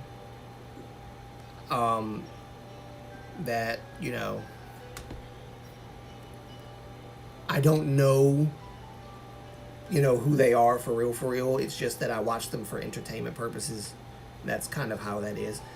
But then there are YouTube channels like mine and other people who are like single YouTube channels. It's not purely for entertainment. It's just for news or analysis, things like that. I really love those kinds of stuff. Really love those kinds of stuff. I moved my camera this way because I don't know if you guys noticed, but I shifted some things around in my room. Y'all remember the Dragon Ball Z figures used to be up top there and along my desk? I switched everything over, so now I can hear my voice acting stupid. I switched everything over, so now the Dragon Ball Z figures are over here next to me, and my Marvel figures that y'all never get to see are over here now. So all my Marvel figures are up there. My Batman figures are on top of the Detolfs, and of course the Star Wars figures, as you can see. And I turned on these lights like this on purpose because it's been a while since I've had my lights on. And the whole Moonlight Antonio atmosphere with the blue and purple, I wanted to give that. So I turned on the lights. Give it that Moonlight vibe.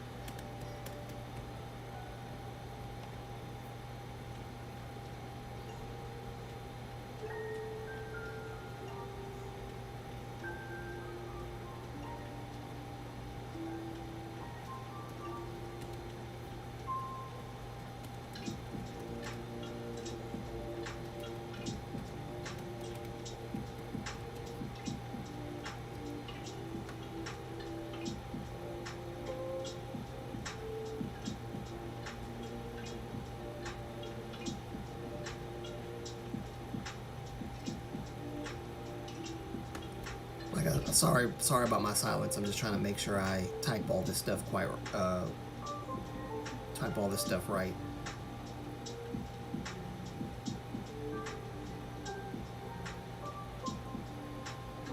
Gotta, because I'm not very good at. Oh, let me see. Make sure I get all this. There we go. Y'all give me one sec. Oh, we're in good time too. We're in good time. We are in very good time. Oh shoot, I didn't mean to do that. God dog it. Alright, there we go.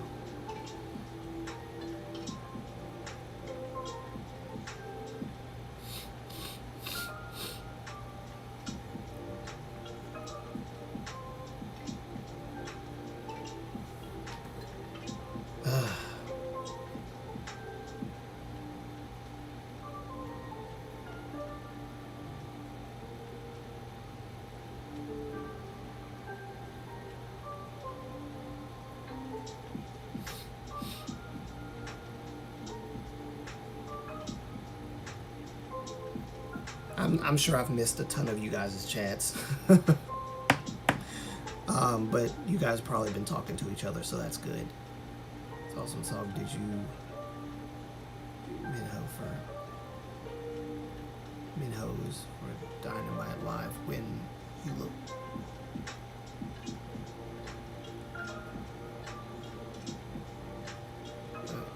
You shot Julian because he wasn't supposed to.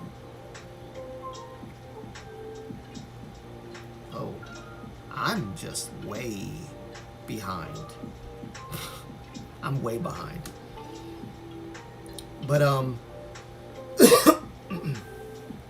yeah, if you guys would definitely support my brother Mochi-san and subscribe to his channel. Now, I do this for everybody. Oh, that's what I was talking about. I know one of you guys just mentioned them. They both, Teju and Chojimi, did like an analysis on the was it called Armageddon album. Yeah, I'll do my own little dive into it, and then I'll make my video and then look at their stuff for sure. It must be pretty big album if people are talking about it like this, because I've gotten comments about it. I've heard people have made videos about it. And I mean, Chojimi and other content creators, they make videos about all kinds of songs and stuff like that. I think Chojimi just made his recent video was about like the Will-O-The-Wisp concept in Espa. And yeah, they make all kinds of stuff like that. But people have been talking about this Armageddon album online, everywhere. So I need to get onto it.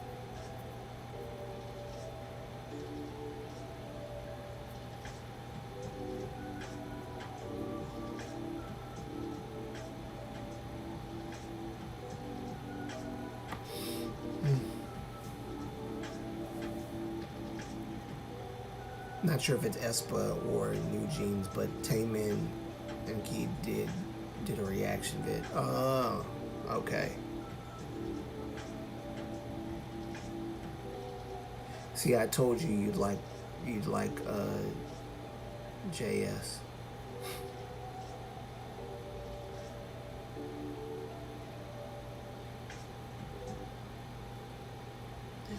You know, I'm really not liking these commercials that just keep popping up every.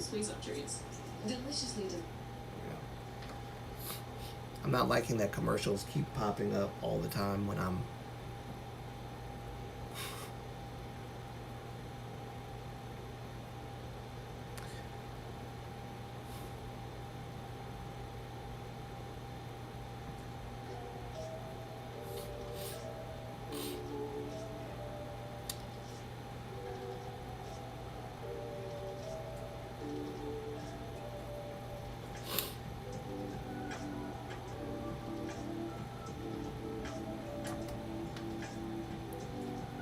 Maybe I need to stop sitting so close to the computer. That way it won't be so bright on me.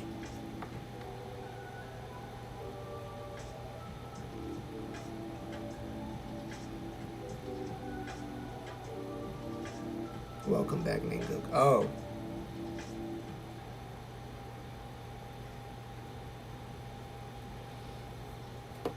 Yeah, this week I've just been kind of taking a break. And I did record that video, of course, this past week, but I took a break for the most part because, again, I had a lot of stuff going on. I did the throat surgical procedure, and I had to take a rest, and I'm going to take a rest again. I'm going to watch Mochi's Elden Ring DLC playthrough and do some drawing I took some time to kind of get back to my drawing. So I'm sure you guys are aware that I am pretty much an artist. I've shown you guys this before. Why is it like that? Come on. There we go. I don't know. It's probably not showing up as well. Let me see if I can turn this down just a little bit. Let's see.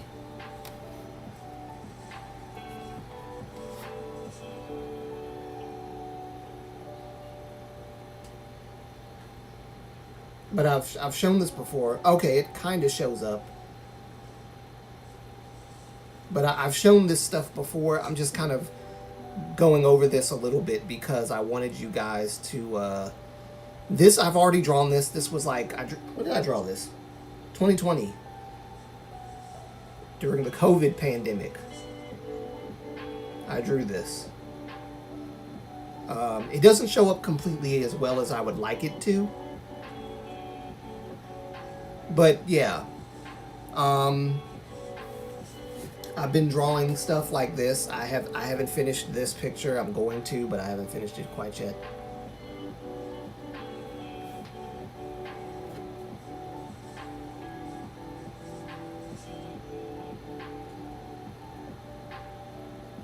I have no idea what it's... I don't know if y'all can see this or not, but I don't know. Because the light is like hitting it so weirdly. But I've drawn some pictures, and I'm doing this on purpose because I'm going to show you the newest one I'm working on. Oh God, me or them. I follow all their accounts. I make Photoshop edits.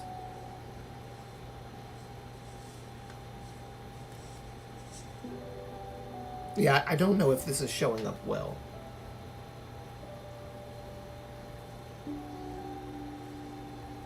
Because the lighting's kind of rough. Hold on.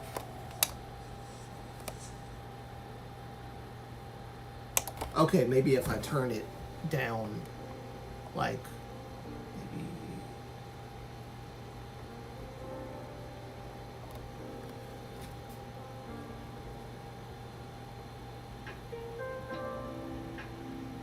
I don't know if you guys can see that, but that's... Okay, maybe if I move it further away. So this is Kenry. This is Kenry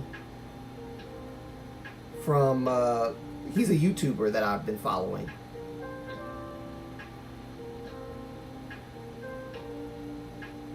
Actually, Kenry contacted me on Instagram a couple months ago? Not a couple months ago. It was probably like the beginning of the year. Or the end of last year, the beginning of this year. He contacted me on Instagram and asked me how I was doing. So, but anyway, this is Kenry. Yes. Okay, that looks much better without so much light. I don't know, you probably can see this a little bit better now. This is Kenry, the first picture I was drawing, and I kind of messed up on it, and I thought it was completely destroyed. So then I redid it. So that's that. For those who probably didn't see this as well as you could have, this is really not anybody particularly. I just made this guy up. I made him up. So yeah, that's him. Now the latest one I'm working on is, where is it?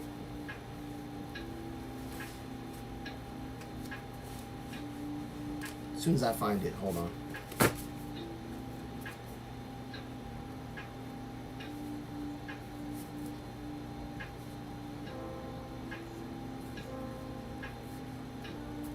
Where are you?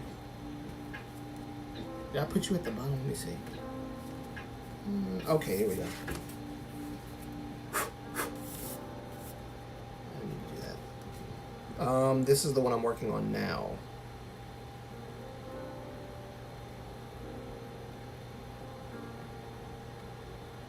You can't really see it that well, but because it's not like fully drawn. But yeah.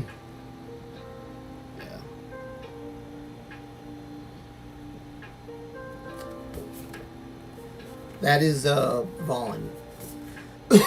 He's a model. Oh, by the way, guys, in the dark, the highlighted areas of the hair do glow. I just noticed that.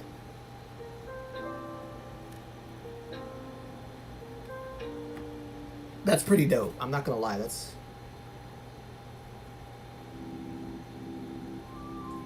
pretty sick. Oh wow. Okay. I didn't know I did that. That's pretty nice. But I'm drawing him.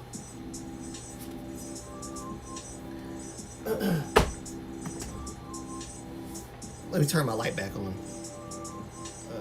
There we go. All right. So I showed all that to say that I started working on the other drawing of a model who's in Korea who asked me to draw him on Instagram.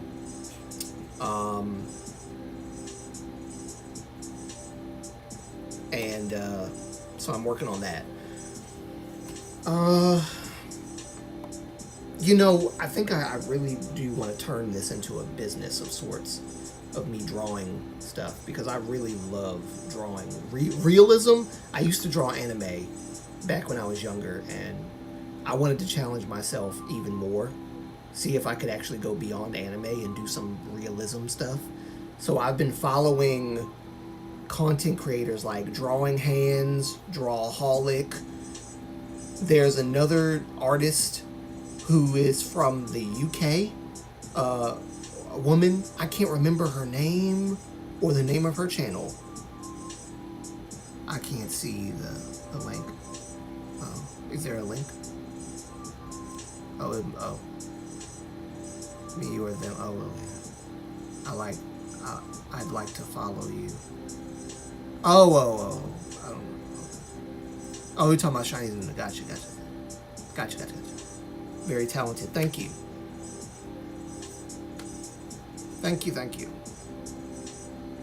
There's my link. Oh, Shiny's Nuna. My live streams are weird. For some reason, the links don't show up. I'm sorry. Let me turn this down just a little bit so I don't yell. Links don't show up in the live chat for some reason. I don't know why.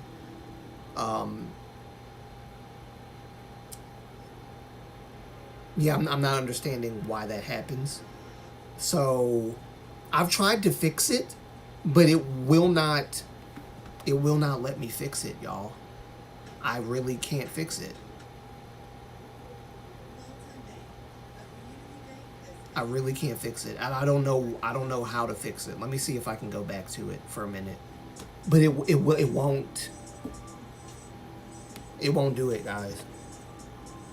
And I don't know how to resolve that issue. Let me see. YouTube Studio. Yeah, I don't know how to resolve it. But it won't send the link. QR code show up, Moonlight. I don't know. I've never tried it. But if you can put a QR code up here, then... Oh, hold on. I mean, we could try that. But is that something I have to do? I have to use my phone for that. Because I don't think any of my other devices can do that. But I'm using my phone for my... Do you have them in white clothes? And Onu's blue hair as a picture. Wait, do you have them in white? And Onu.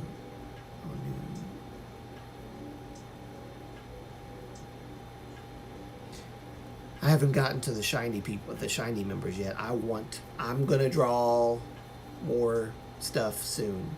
I've been kind of taking it slow because I've been putting YouTube at the forefront of everything, and I need to like not prioritize YouTube so much so that I can get to drawing more stuff. And I'm thinking about making an art channel of my own because I find myself to be pretty good at this sort of thing. It's still a work in progress. I'm not like perfect in any way. I've messed up a lot of times to be able to draw as well as I do. That said, I would love to do a YouTube channel just for my artwork. Only problem is that that's more time. That's more time and more effort to manage 2 channels, and that's just.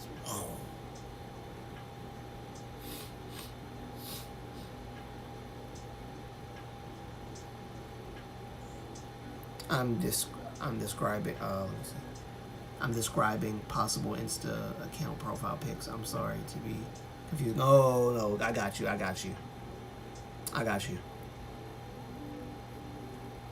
Dang. I wonder if. How do I. Hold on, y'all. Let me see if I can. You should see Taemin and Minho with Onu in the background. Just give me a sec. Let me see if I can.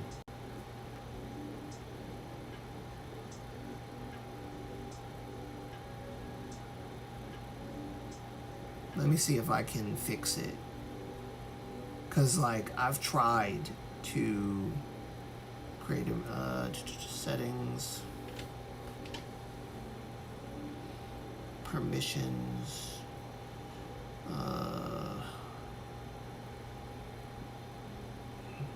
upload defaults, creator agreements. Let's see, general.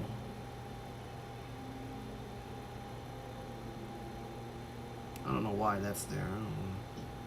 Channel.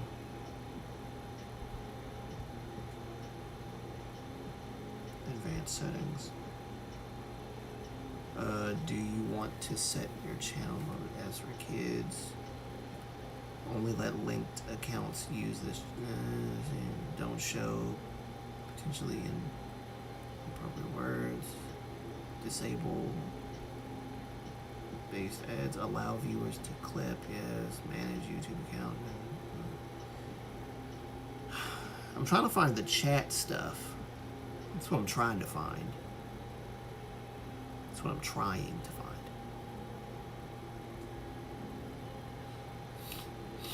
Your account, view or change. Get YouTube Premium. I wish. No membership needed. I gotta pay for YouTube Premium.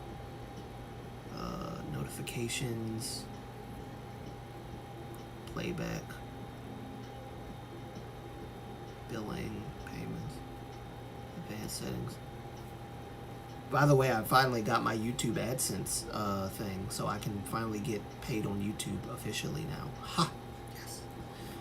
But I have to reach the $100 threshold to do that. Advanced settings. Default channel. Make this channel Moonlight Antonio the default. You sign in. Move channel to brand account.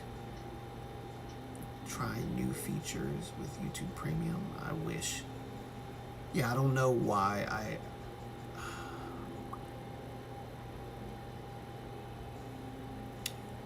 I don't know, guys. I don't know.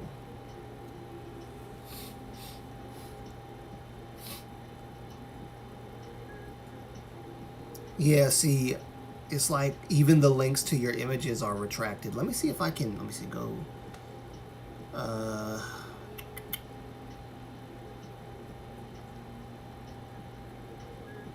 Oh, I can do that? Oh, they made moderating easy. They made this easy. Oh, snap. Do not find this as pressure or anything. Shiny's Nuna, don't find this as pressure or anything like that. When you can be here, you know you're here. You're always pretty much here, and I trust you. So just count this as me trusting you and putting you, you know, as someone who I believe will be able to moderate if a time ever occurred where I would need it. I know you said you're not good at it, but I think you are probably one of the best people for the task. Again, this is not a pressure thing. You have the wrench. That's all. You know, if anything occurs and you need to, then I believe you'll do it. So I really believe that you are fitting for this. So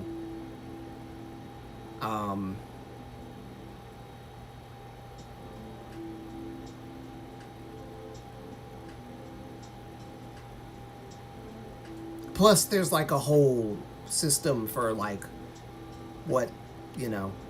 Okay, there's like two different kinds of moderators. There's the managing moderator, which is like the top moderator, and then there's the standard moderator. But before I do that, would you just like to be a standard mod? Because if you want to be a standard mod, I'll make you a standard mod. Just standard. You don't have to be managing mod. With your permission. I don't like to do anything without people's permission. Let's see. Didn't find. Yeah, the image isn't even showing up. The image, the link to the image isn't even showing up. That's why I was trying to click on your thing to see if I can find a way to allow the image, but oh wait, if you're a moderator, doesn't that mean you can actually send links? Shiny's Nuna. I bequeath. Let me see. Can review and remove chat images or messages, and hide or put users in timeout. Shiny's Nuna. Of course, if you ever want to bump yourself down to regular mod, standard mod, or if you don't want to be a mod anymore, you can just let me know, and I will respect your request. But I think you are befitting this, so I bequeath to you, Shiny's Nuna, the managing moderator title. So chat something, anything, and you will now have the wrench. The wrench is yours.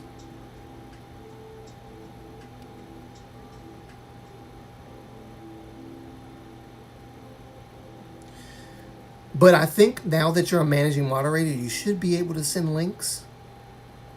I think this is a standard for all YouTube channels. I don't think any YouTube channel can just allow people to do links. I think it's only the people that are moderators. Link it only up to YouTuber, and the moderators, I believe. Yes.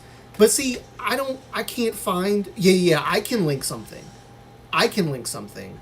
But yeah, see, I'm doing it again. Calm down. Yeah, I can link something. And the moderator can link something. You're right, Ninguk. That is absolutely right. I think that is spot on. So Shiny's Nuna, try to link something now, because you have authority now to do that. If you want to link your page, your Instagram thing, I think you can do it. Ooh, the wrench looks good on you, Shiny's Nuna. Yes, the link shows up now, Shiny's Nuna. So click the link, guys, if you're interested in Shiny's Nuna's. Yes, come on, man. That's what I'm talking about, the power of moderation. Oh, it'll appear. I promise. It'll appear. Let me click it.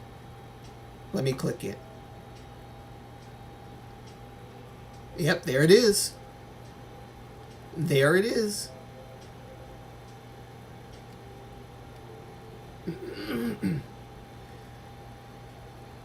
I know you've done a lot of them, so I need to look at some of the ones I missed. But so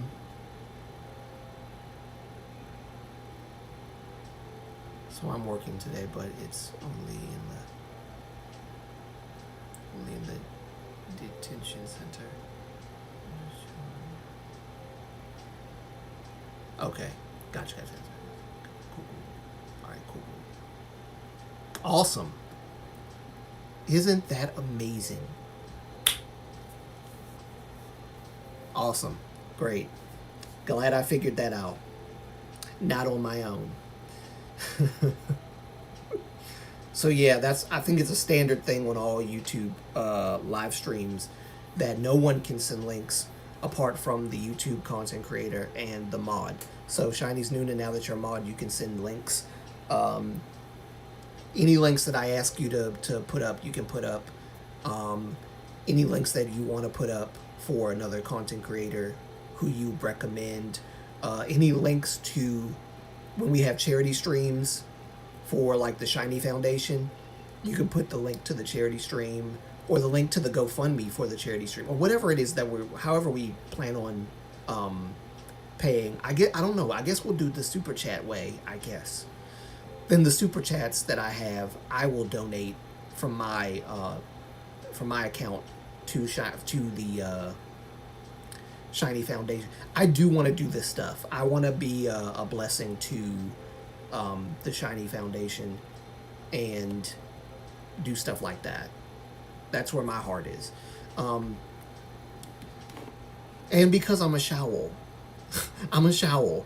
And Jonghyun was my favorite. Like, I don't like to say favorite, like in that way, but he was my inspiration for this YouTube channel. And you're very welcome, Shiny's Nuna. You're very welcome. Always appreciate you being here. So this is like one of my most ultimate tokens of appreciation, is to finally make someone a mod after all this time.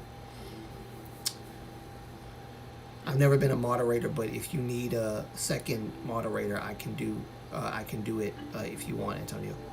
Yeah, sure, no problem. You've been here a while, Ninga, and you're not one of those people that I would be like, I don't know.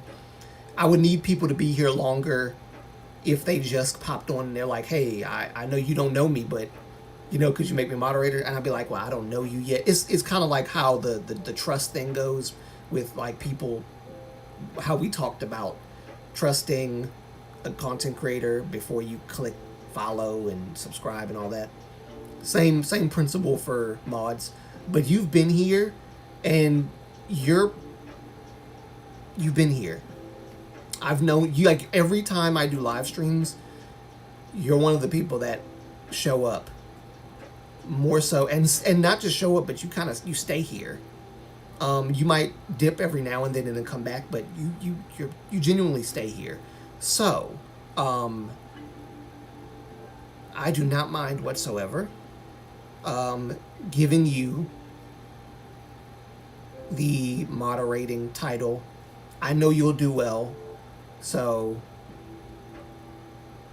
here you go. Ninguk, type anything you want, and you should pop up with a wrench.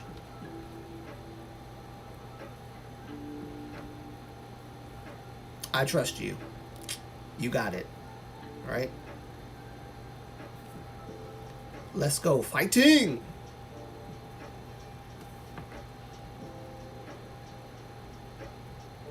I used to be a moderator as well, so I know exactly how y'all feel about moderating. The pressure was on. When Dohi was doing YouTube on Little King, the Little King channel, every live stream had over 1,000 people showing up.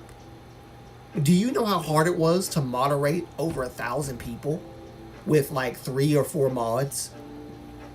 Sometimes some of the mods couldn't be there. And it was like 2 mods trying to tackle 500 to maybe 1,000 viewers, plus bots, spammers, people drama farming, people talking about I want to DIE, you know, stuff like that.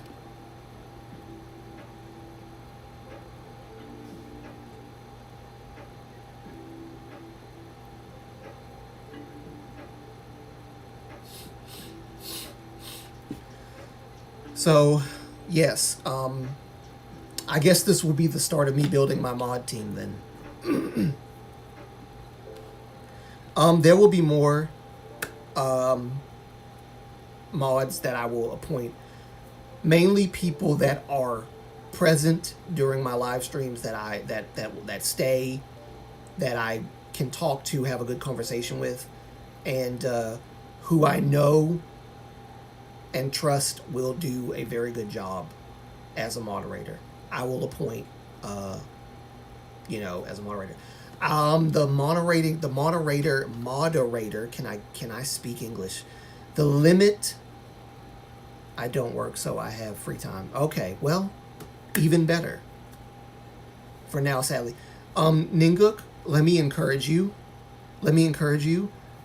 I currently don't work either. I don't work either.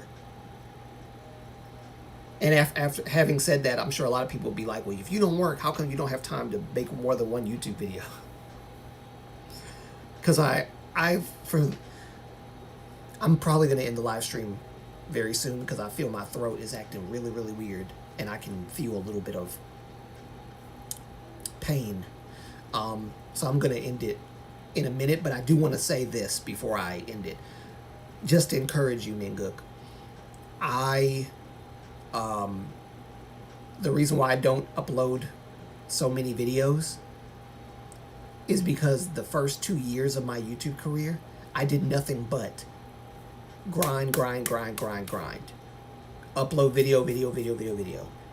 There comes a certain level of YouTube fatigue with that you're not sure how to quite bounce back from it after you've gone off of your, like, vacation away from YouTube, because your energy level is so low after the vacation you don't even feel like doing it anymore. So I've had to constantly push myself to do content. That's why YouTubing is not as easy as some people think. I have to constantly push myself and motivate myself to do it. Otherwise it won't get done.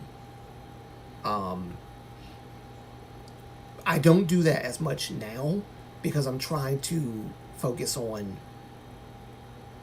life outside of YouTube and my future. So with that in mind, I don't do a lot.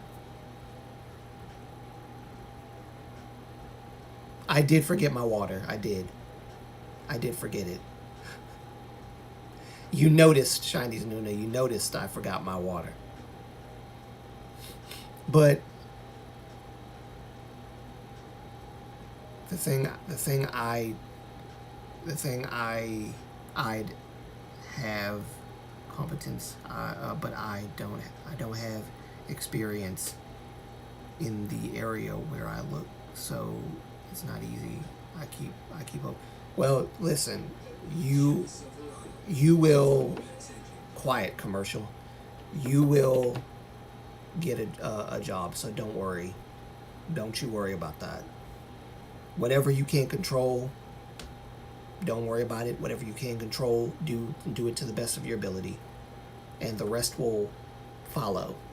Everything else will fall in place. I'm learning that.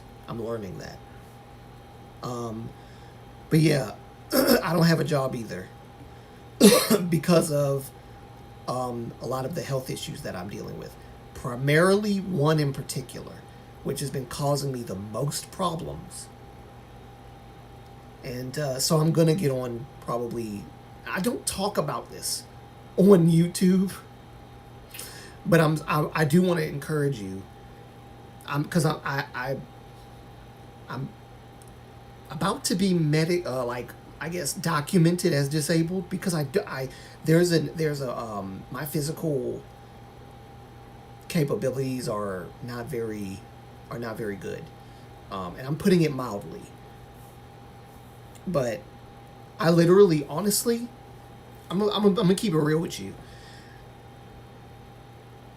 It got to me so bad last week that I was in bed thinking about how, like, my current situation, and I couldn't help but cry because it's,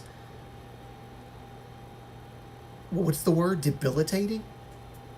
Like, I can't push myself to my 100% limit in anything without pain in that specific area of my body. So, and then the fact that the doctor said that they can't really do anything about it, surgery won't help because the cysts are too small. So I have to live with this. I have to live with this. And that makes me very depressed at times, being honest. But I'm going to, keep doing my best and push myself as far as possible. But I'm about to be medically disabled as a result of all this. So I'm going to be getting money from somewhere. It just won't be from work. But YouTube is what I have right now. So I'm putting everything that I can into YouTube. And I do plan on, eventually having this be my place of income apart from everything else that's going on. But I just wanted to encourage you. You're gonna be fine, and you're gonna get the job that you need. Sometimes the job that people want is not always the job that they need. And even though I'm sure it's quite hard because you filled out, I'm sure, a lot of applications, and probably none of them have called you back. And if they did call you back, they only called you back to tell you, your skill set's not really, what's needed, blah, blah, blah. But don't give up. Don't give up.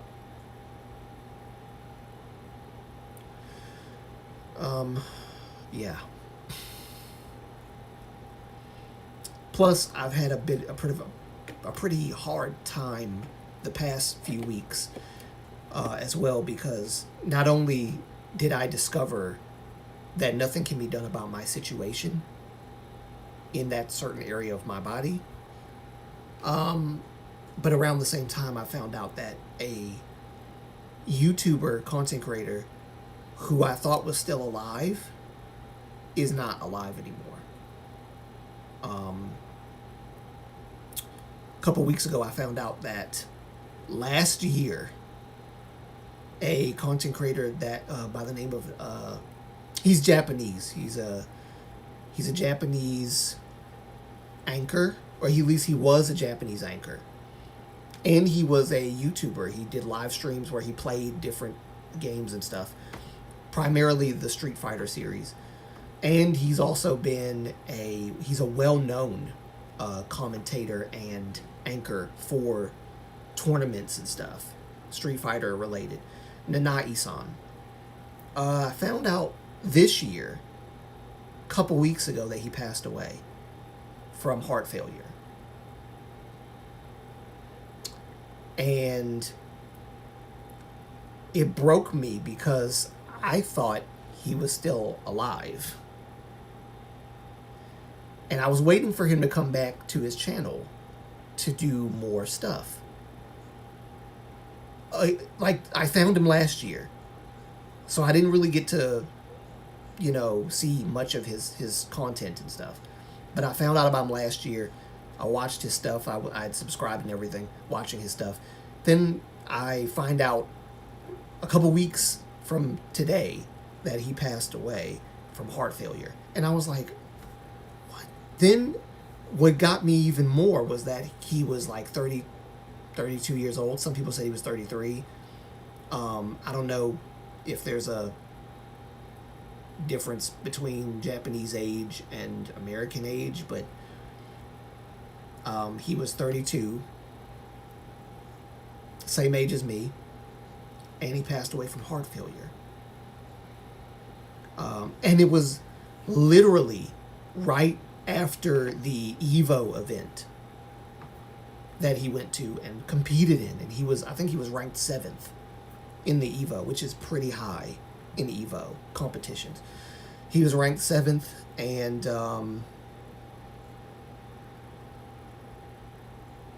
yeah,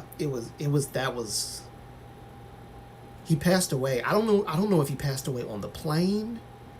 I don't know if he passed away at the apartment. I think he passed away, personally, I think he passed away on the plane, because they were saying that his body was being sent, or that he would arrive in Japan. I don't know. Maybe he died. Maybe he passed away. I'm trying not to use that word. Maybe he passed away before they, got on the plane. Mind you, he was with his friends. They all boarded the plane to go to Evo, his Japanese friends. So that, yeah, I cried quite a bit when I heard that, because the guy was my age. And it made me think about life and how, like, the uncertainty of it, and how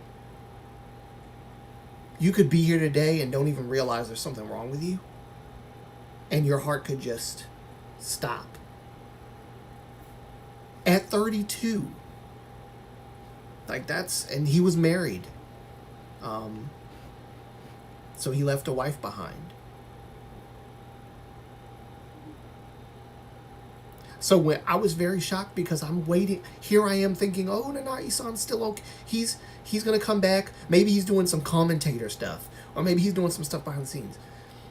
And then I think that's the biggest reason why I was like, what? Because, like, I find out a year after, because that Evo competition happened last year, during the ending of last year, somewhere around there. And then I find out, I don't know, how many months has it been? 6 or 7 months, maybe 8 months later, that he's not coming back.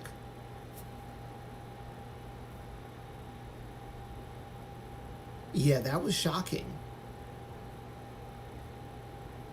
And what's even more shocking is that Nanai-san is quite famous in that space. And yet, I didn't see many reports about Nanai-san's passing. So, I didn't know he was gone. I didn't know he wasn't coming back. And it made me think about my life as doing what I do as a content creator, and hoping that what I'm doing is making a difference. Because, like, I don't want to surprisingly leave this world and I didn't do anything.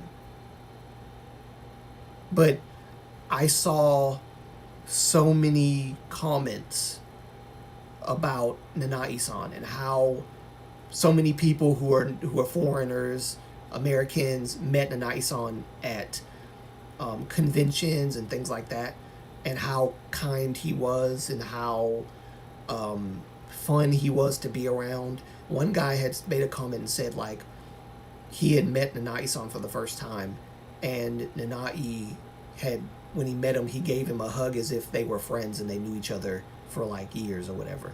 And he said that was an experience that he would take with him for the rest of his life. And I was just like, wow, So it just, I don't know, it makes you think. It makes you think.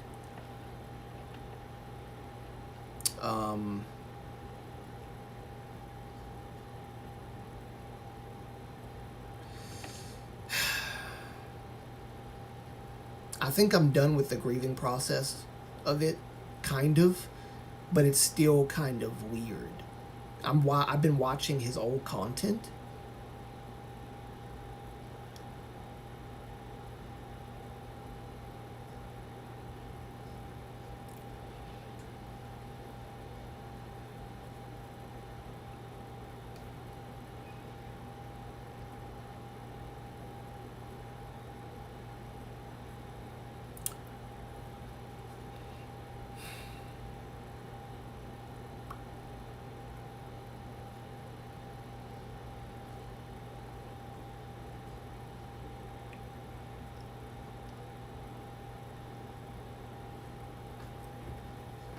I'm not gonna cry. I'm not gonna cry. Yeah, I've been watching his old content, stuff that I missed, and stuff like that. So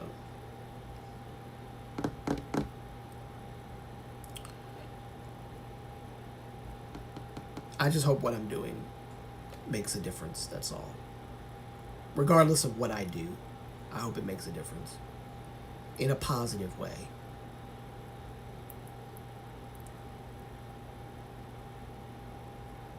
Yeah. And I hope I can leave a positive impact on people like Nanai-san.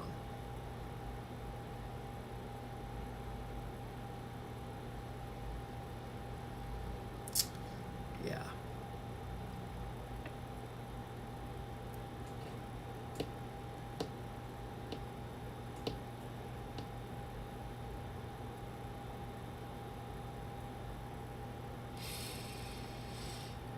Oh, okay. I didn't cry, thank God. I felt it. It's still hard to think about it because the whole time I thought he was okay. I thought he was alive. I thought he was doing something else.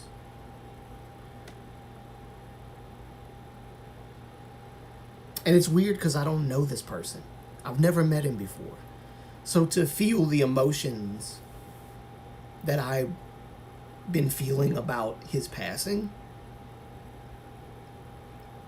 but it makes sense to me in the sense that I myself am 32. I'm dealing with my own struggles right now and trying to make sure I check up on myself and make sure everything's good. Which I recommend everybody do. Make sure that your health comes first before anything. Before anything. YouTube, just make sure your health comes before your job. Because, there's a lot of people who have jobs where their jobs don't give a crap about your health. They don't care what's going on in your life. You better do what you're supposed to do, show up to work, or you're in trouble. So nobody's going to take care of yourself like you do, and no one's going to care about you like you. So make sure that you take care of yourselves. And I'm going to be doing the same. But, yeah. That hurt. That hurt to see that. Yeah. I'm sorry for your loss, Moonlight. I know how that feels. I lost an artist that I really cared for, and before I lost a family member in 2014. Yeah, I'm sorry to hear that.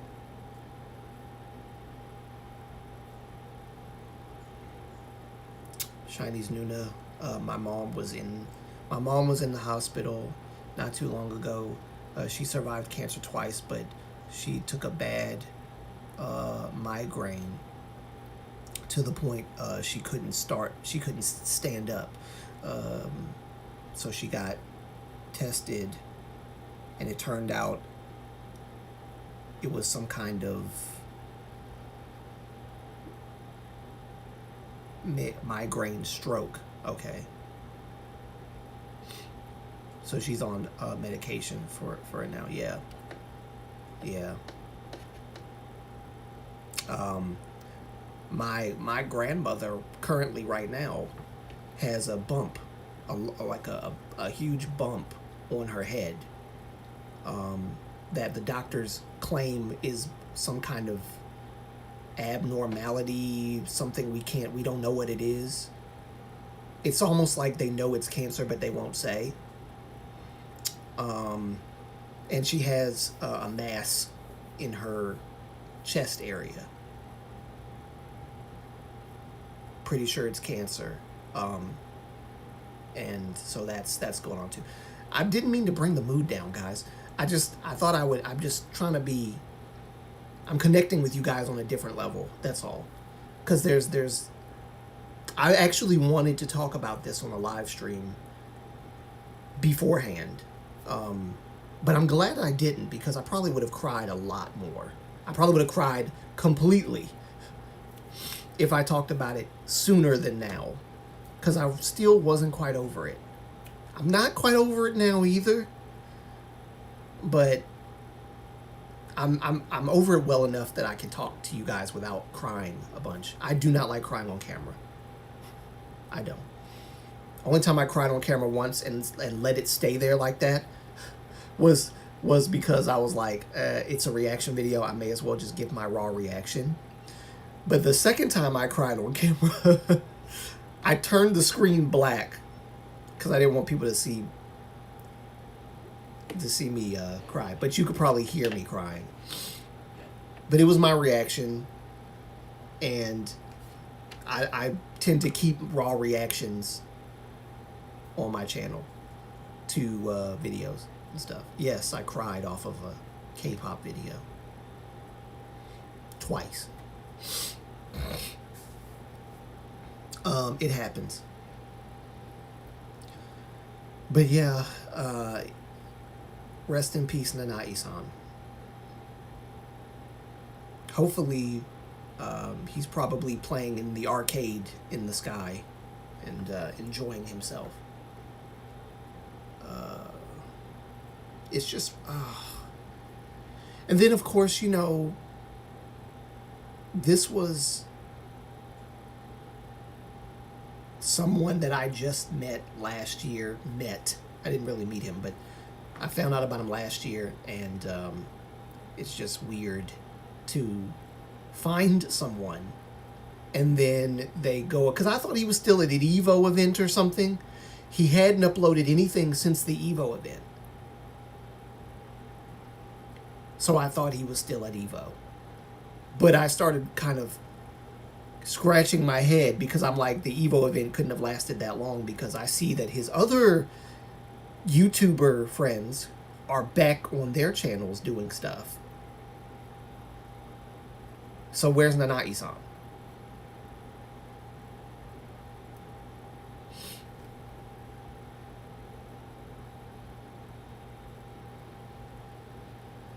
Yeah.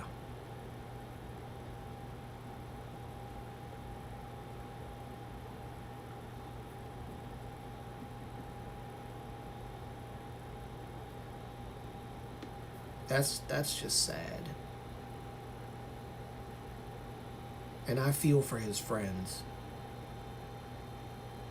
They didn't talk about it much either. At all, because if at all, because I didn't see anything. Like I said, I didn't see any reports on it. It might have been a real quick report, and that was it. Wasn't talked about much. The gaming commentary sphere is not big. Oh, didn't mean to do that. The K-pop commentating sphere is not very big in Japan, abroad, but it is pretty big considering the there we go. Considering the nature of gaming in general in Japan. So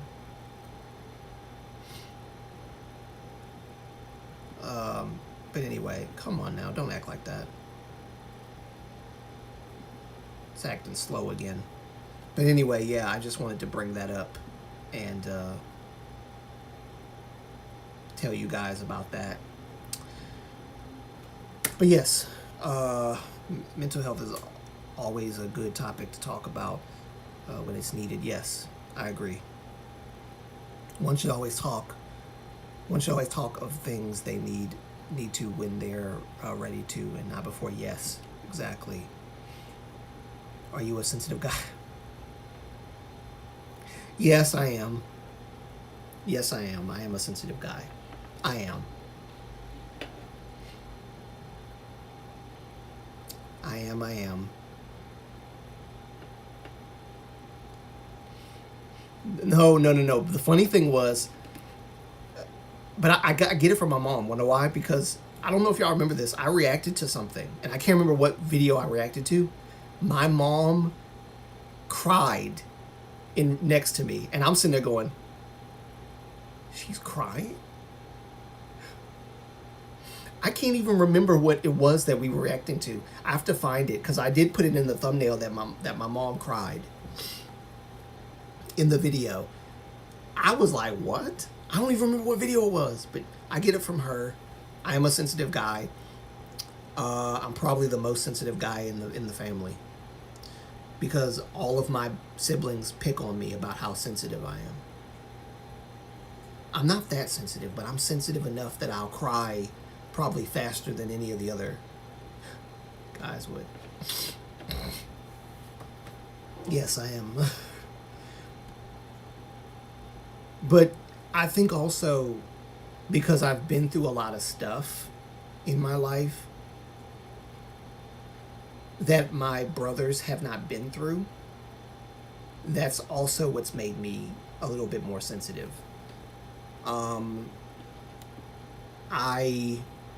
I've went through a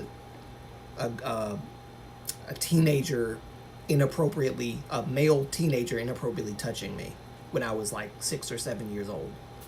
My 2 other brothers have never experienced that.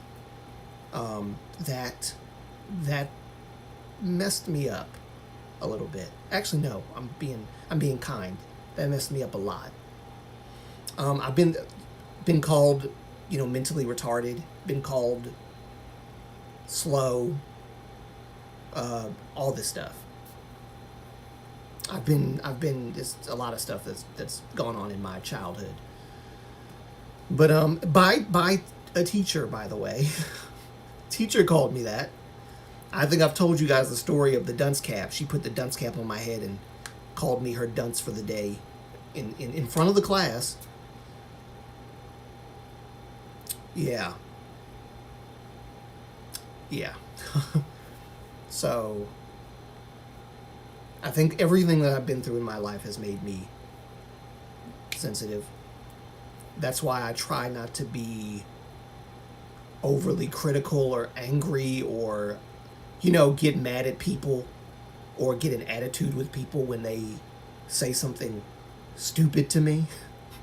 I try because I don't want to become my first grade teacher and I don't want to become the people that bullied me, At the same time, I have my own viewpoints and I stand firmly on my own viewpoints. But I'm going to do it in a way that's not insulting to the person, but more so just attacking the argument instead. So when I see people being called names in my chat, in my comment section, not in the chat, you guys don't call people names, but in the comment section, because everybody, whether they follow me or not, come to the comment section of my videos. And some of them, some of them be a little rough and be calling people names. I've had people call me names for it. It's the nature of YouTube. It's the nature of the internet in general. But I try not to be that person to other people. Because that's how you lose the argument. And you end up just having a insulting contest where you just start insulting each other, and then whoever gets the biggest insult wins. I don't know. It's I don't like that kind of stuff. I want to just have a conversation. I'm sorry for your loss, Moonlight. I know how it feels. Okay, I read that one. Sensitive guy. Yes, I am. One should always talk. Yes. Mental health is yes. It's very brave to express emotions. So if you need to cry, just do it. Don't bottle everything up. Yeah, that's true. It's not shame, wait. Read that again. It's not shame, I am against the you are a man, you shouldn't cry. Yes. You are a man, you cry, blah blah blah, yeah. That's a part of a toxic masculinity mindset that, oh, you're a man, you shouldn't cry. It's not that men shouldn't cry, or it's not that men don't cry because they shouldn't cry. I think men don't cry because they don't have a lot of time to sit with their emotions and think. men don't have time to do that, nor are they wired that way. Every now and then, you'll see a man cry, and they'll be like, "Let me stop crying because I don't want to." I gave up that thought process a long time ago, that because I'm a man I shouldn't cry, and I was raised that way too. I was raised to believe that a man shouldn't cry, especially a black man. For some odd reason, the color of my skin played a role in me not having to cry, even more so than if any other race of a man cried. I don't know. It was weird. Something about black culture that I pushed to the side as well. You have to show strength always.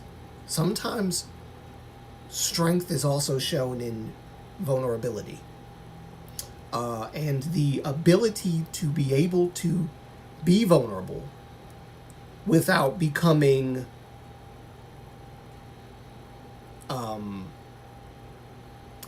I don't know. I'm trying to think of the word to describe it. You know how, like, when you become vulnerable and you like cry, but then you like overly dramatize things and become so a wreck that you know what I mean? There's a way that men have the ability to show vulnerability without becoming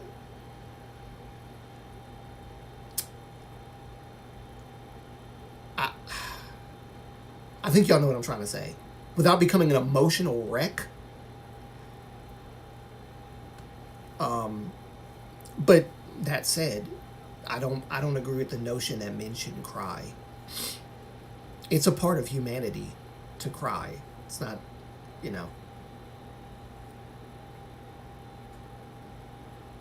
So, anyway.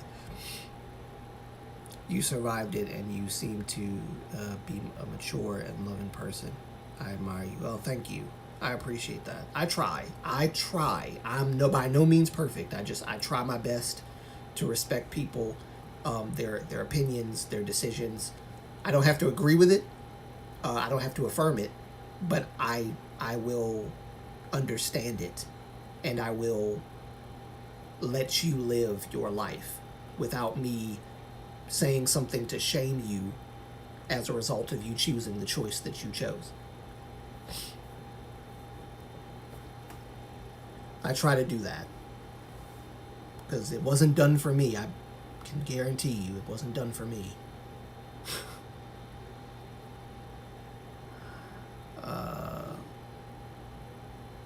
And I don't tend to talk about stuff that happened in my personal life because it's a lot of pain in my personal past. In my past, there's a lot of pain. But I'm thankful for the pain because it helped make me the person that I am. Or should I say, I became the person that I am despite the pain. I didn't let the pain determine me being who I am now. If I did, I would be much harsher. I would be way more ignorant. I would be hated by everyone. I would probably curse a lot more, right? But something that you have to understand is pain is a teachable thing. It's not there to destroy you. It's there to teach you something. If you don't learn the lesson and if the only lesson that you learn is that you need to be angry while vocalizing your feelings about stuff, you haven't learned. Right? You haven't learned.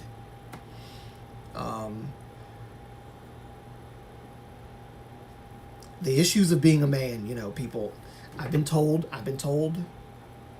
as a child, you need to grow up, you need to be a man, you need to stop crying, you need to stop complaining, you need to stop doing a lot of stuff. Me collecting figures was seen as childish to some people. Obviously, I don't care what people think because I still collect figures. I don't care. I enjoyed it. I enjoyed it, and I still enjoy it. It adds a little life to my room and to my life, because when your work is done, you come home to a room that you spend the rest of the day or night in. So I want to come home to a room that is filled with things that I love. So I collected what I love for my own personal mental stability, because I struggle with depression quite a bit. And I don't talk about that a lot because I don't like to put my depression on a pedestal, but I'm just putting it out there as it's a fact. I'm not clinically depressed, like clinically diagnosed, but I do struggle with it, like badly. My sister and I have that battle. My other two brothers, they don't have that as much. But my sister and I have been through a lot of stuff.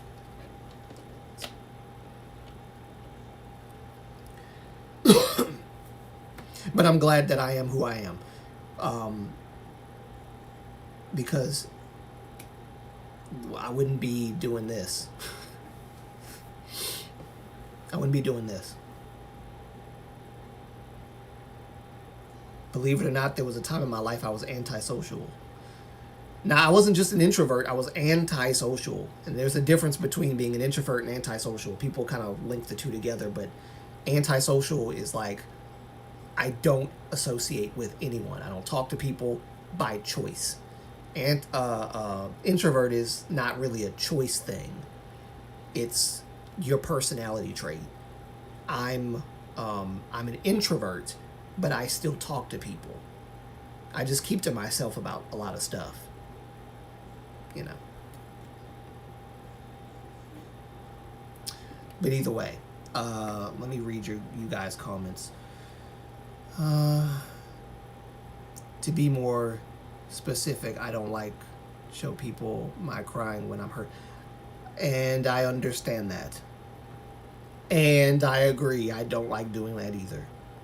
However, if I have like friends and I'm talking to my friends about something and I'm trying to hold it in, they will probably scold me for doing so. Because they're like, hey, we're your friends. That's how you know you have a real friend. When you can cry in front of them, be vulnerable with them. That's what you call,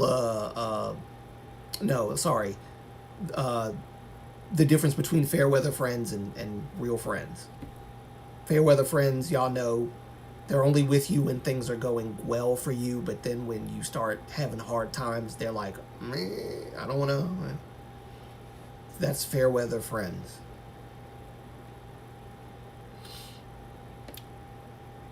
Pain shapes our hearts. Yeah.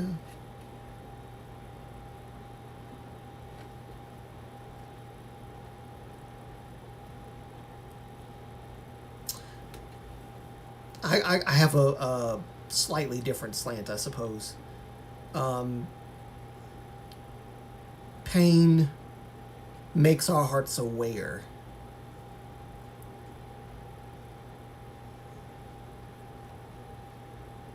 And gives us a perspective on sadness, empathy, struggle. It makes us aware.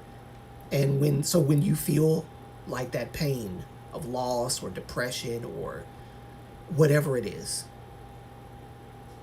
and someone else feels the same pain, you can then be a help to them because you've dealt with it too.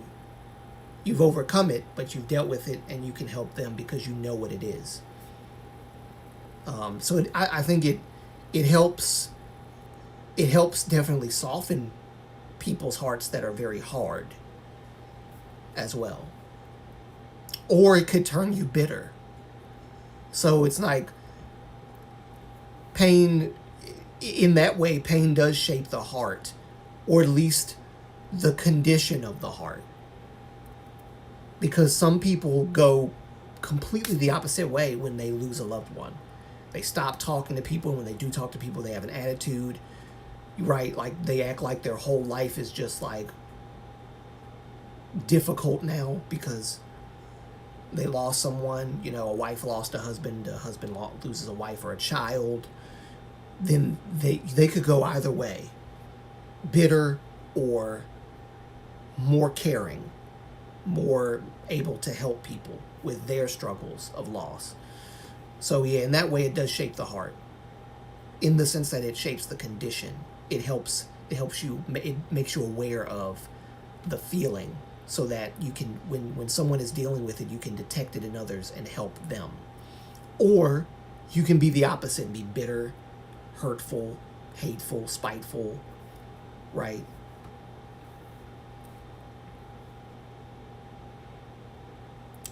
Life is like being in school. Yes, you're always learning. No matter what mistakes occur, you learn.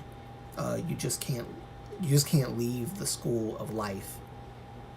Very well said, Chinese Nuna. You can't leave the school of life. Life is truly a school, and you don't really graduate, right? You don't really graduate. You move on to the next lesson and the next lesson and the next lesson. It's the school that is eternal. Even after you die, you learn something new. So, let's see, pain is also an opportunity to grow your character. Yes, that's very true. It is an opportunity to grow your character. It definitely is. Because you learn so many things through pain.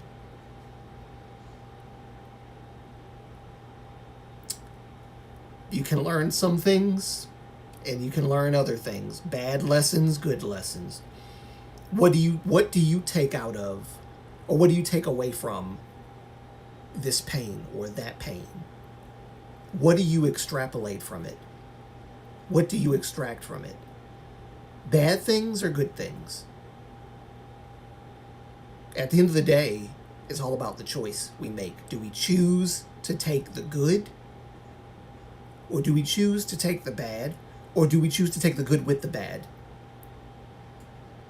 And say, in spite of all that, I'm going to let this experience teach me to be more empathetic, sympathetic, relatable, understandable to other people's struggles. So yes, it is all about character. And at the end of the day, we're all on this earth to try to be better today than we were yesterday or 5 years ago. So in that sense, yes.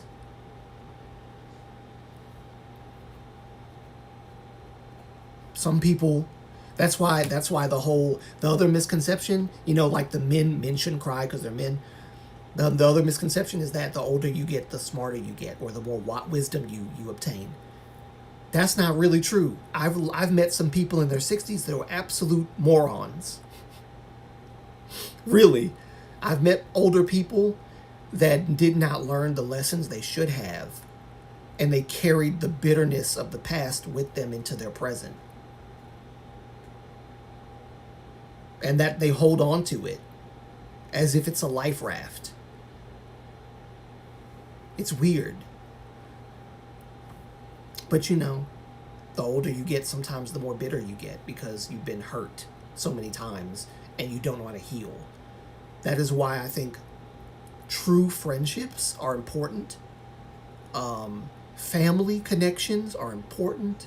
Support systems are important, right? They really are.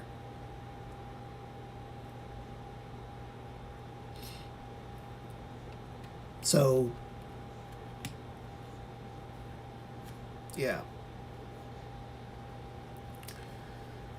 Oh, by the way, guys, before I forget, definitely make sure to like the live stream. And I say this often because live streams don't get a lot of traction on YouTube. The algorithm doesn't push them like they push videos. So definitely like the live streams. Let YouTube know that people are interested in the live streams.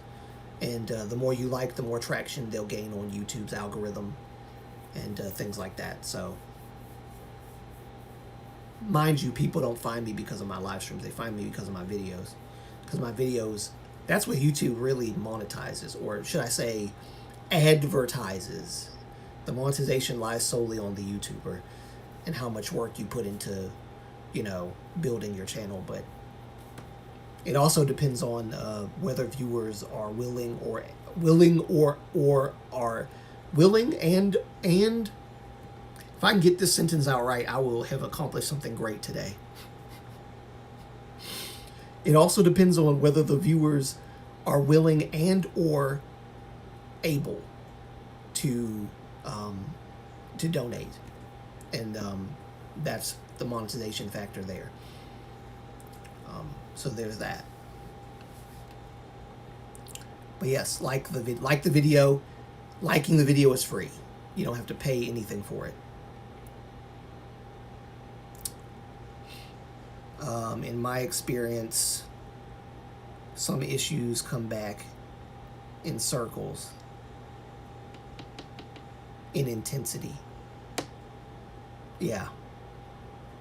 Your experience, you're talking my language. Yeah, that's true. That's very true. When you think you've dealt with it, life gives you the same issue again, just more difficult, so you can apply what you learned. Yes, it's also a test of your patience and endurance.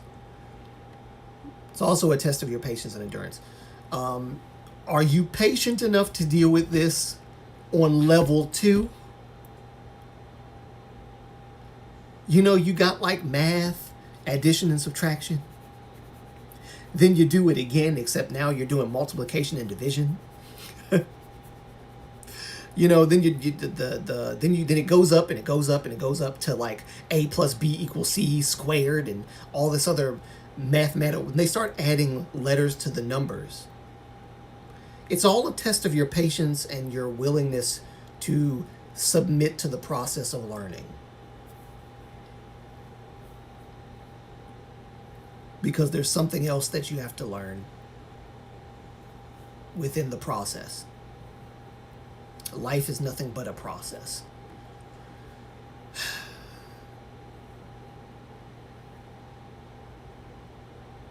Nothing but a process.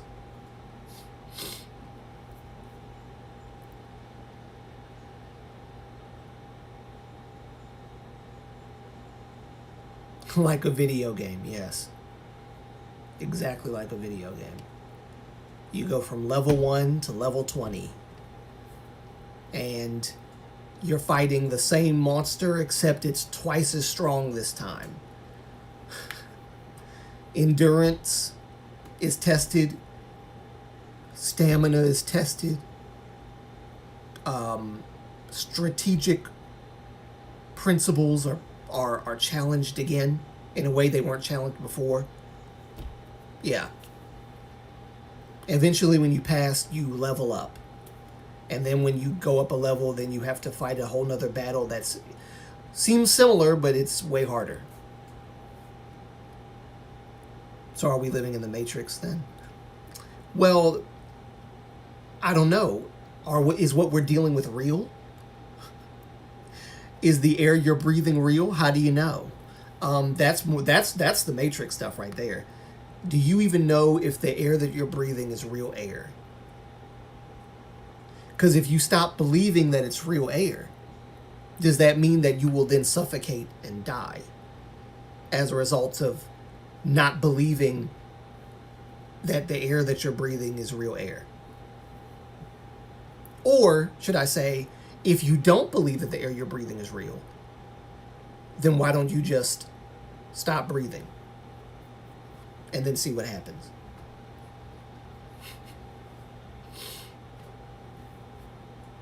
What is real? How do you define real? Oh, I'm trying to think of the quotes now. If real is defined by what you see, smell, taste, and touch, then, oh shoot, I can't remember. I used to remember the lines that Morpheus gave in The Matrix. I can't remember them now. Something about interpreted by your brain. Oh. Electrical signals interpreted by your brain. I cannot remember. Ugh. I have to watch The Matrix again. See, now y'all gonna get me caught up on a Matrix talk, because y'all see, I don't talk about other things that I like on my channel. I always talk about K-pop. Occasionally you'll hear me talk about Star Wars, Lord of the Rings, but I have never talked about The Matrix before. I loves me some Matrix. Loves me some Matrix. That thing is good to me. Shoot. Matrix is like fried chicken. It's finger licking good. Popeyes style. The new movie, however, is garbage. But in my opinion, it's garbage. But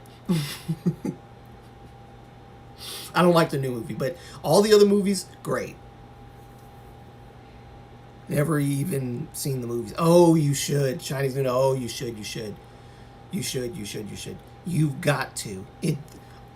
Just the 3 movies though. Don't watch the 4th movie that just came out like a year ago or so. Don't even waste your time with it, because it is the most.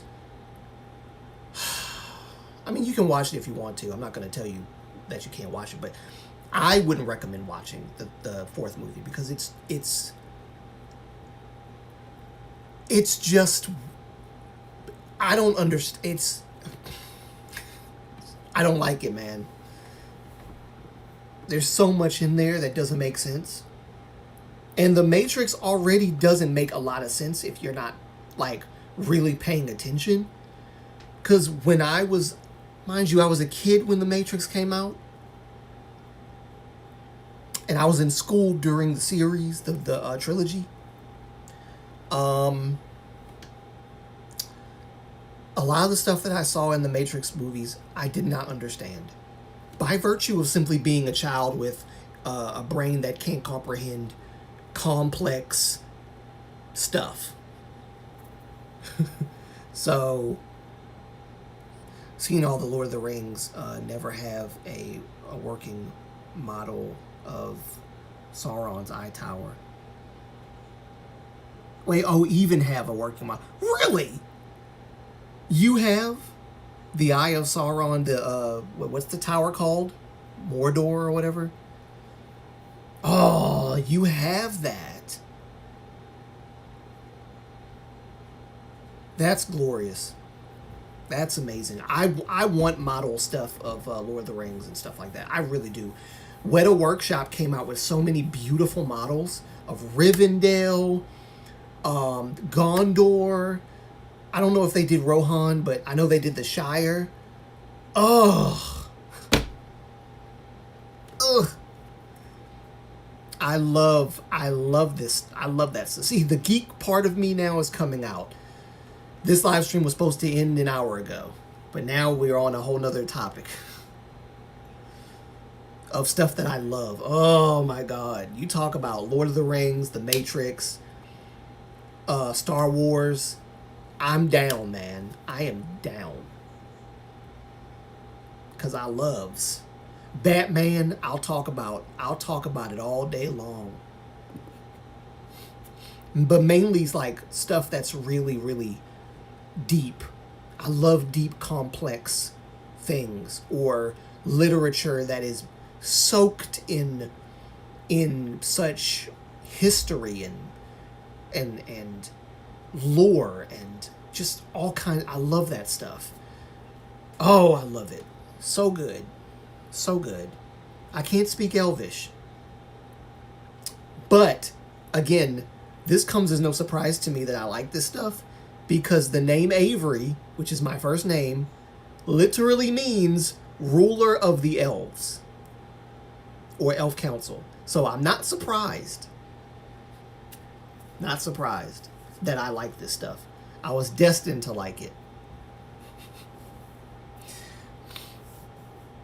I went to see the new Deadpool and Wolverine one. A lot of people are saying that. The second movie of Deadpool kind of like I wasn't really all that fascinated with it. But they're bringing Hugh Jackman back for the Deadpool and Wolverine, and everybody, including myself, wants to see Hugh Jackman back as Wolverine because he was supposed to have been done when the Logan movie came out. But oh my God, he's back. A part of me just needs to see it. Even if it's a bad movie, I just need to see it. I need to see it. I need to. That's one movie I gotta see. Oh, I love. Wait. I love. And you should. Oh, reading. Oh, I love reading. You should read Anita Blanket series and Dark Hunter series. Ah, wow. That was for JS. Got you. It's a third model I built.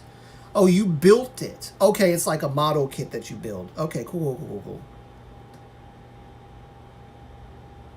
Third model that I built. So, I was just about to ask you where you got the model. You put the answer in there. You got it from Amazon. Okay.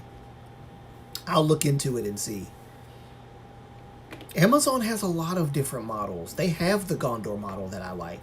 And I think it's expensive because it's resin. But I want it.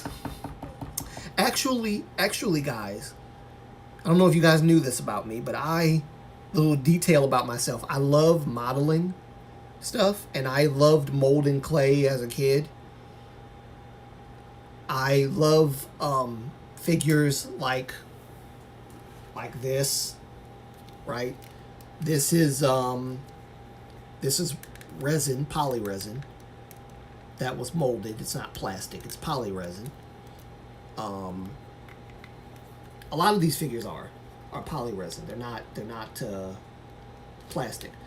I've always wanted to make my own resin figures and landscapes, more so landscapes, because I really love landscapes. And I've always wanted to make like a Gondor, my own Gondor, paint it myself and everything, mold it, shape it. That would take a lot of effort. I don't even know how big the dimensions would be, but it'd probably be pretty big enough to sit on my desk. I've always wanted to do that. So I might try to do that, learn how to mold with polyresin and how the crafting works, because I'm really good at that stuff. That's my thing. I'm an artist in two ways. I love drawing, and I love molding and creating sculptural things. So if I ever do that art channel, it's going to be on and popping. Once I start learning how to use resin and building my own models, and then I'm going to sell them if people want them. And I'm going to, of course, because it would be so great. Plus, I love fashion. I've said this many times. And if you watch my reaction videos, I talk about the fashion of K-pop idols and groups all the time. I want to create my own clothing line. I want to do all that stuff. Because I have ideas. I really do. I have ideas. And the thing that really gets me is that a lot of Asian clothing are so nice, but they're not, they're affordable too, but they're not fitting. They don't fit. Asian size is different from American size. So I want to create a clothing line where I can kind of put that Asian or European feel in my clothing, but make it so that it's a size that everybody in America and everywhere else can, get with. Did you see Key's outfit for Fashion Week? Well, I have not. I have to look at it.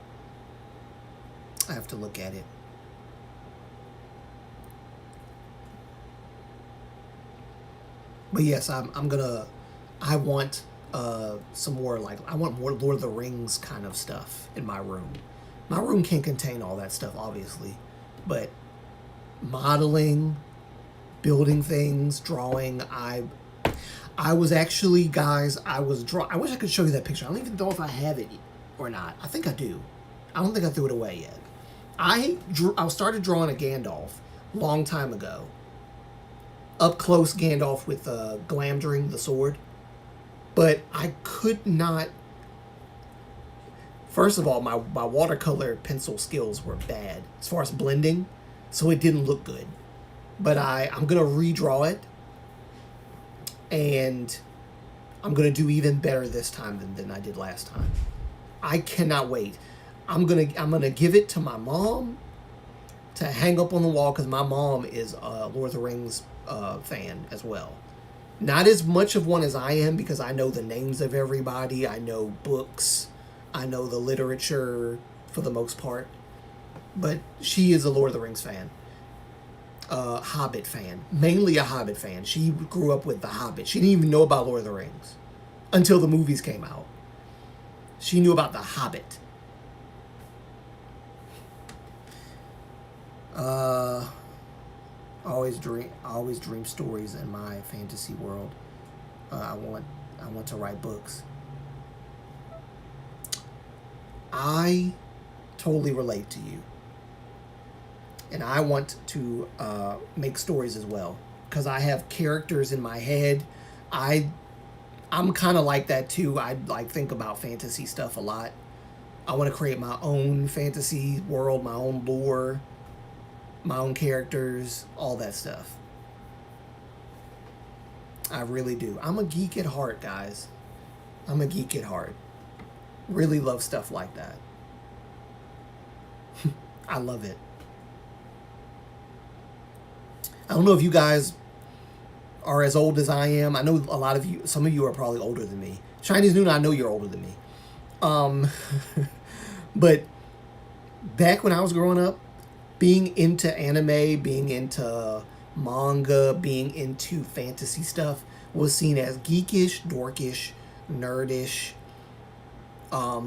They even called it gay, just for giggles, and to make fun of you.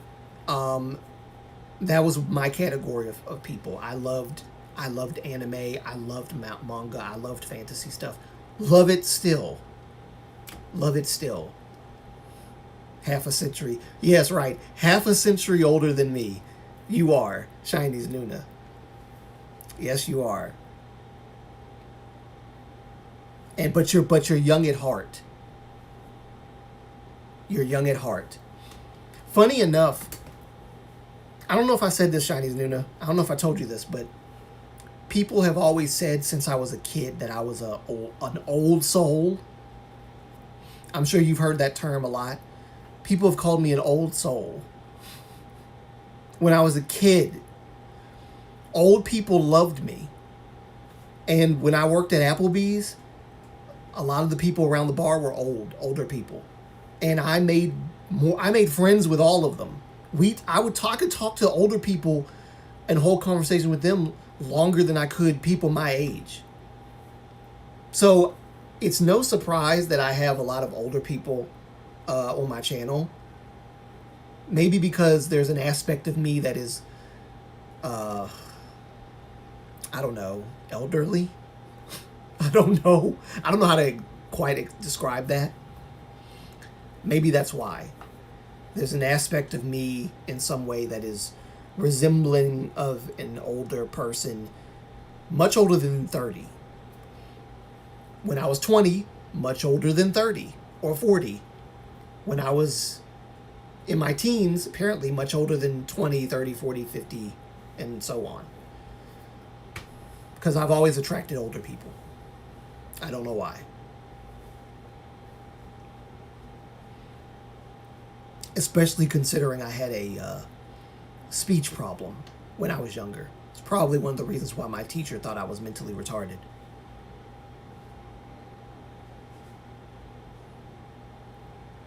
And I don't use that word flippantly or loosely. I use it for what it's for. People, like, my teacher thought I was mentally retarded because I couldn't read words on this stupid board that she had us do every first of the month. Every first of the month she had us. It was like Imagine there's a board right on my door of words going, like a poster of words from the top to the bottom. Sit, sat, cat, rat, mouse, house. And then it gets more complex as the poster goes down. I'm 51 in July. I share my birthday with Taman. Yes. And you share your birthday month with me. So you wait. So Shinies Nuna, you were born on the 18th of July? Because I was born on the 17th of July. I believe I told you that. You were born on the 8th. So you share literally your day, the 18th, with Taman. Whereas I share the day that I turn 33 will be the day that Taman turns whatever age he's turning. Because Korean Day and American Day, 19th. Is Taman's on the 18th? Okay, your birthday's on the 19th. Okay, my birthday's on the 17th. So I'll be turning 33.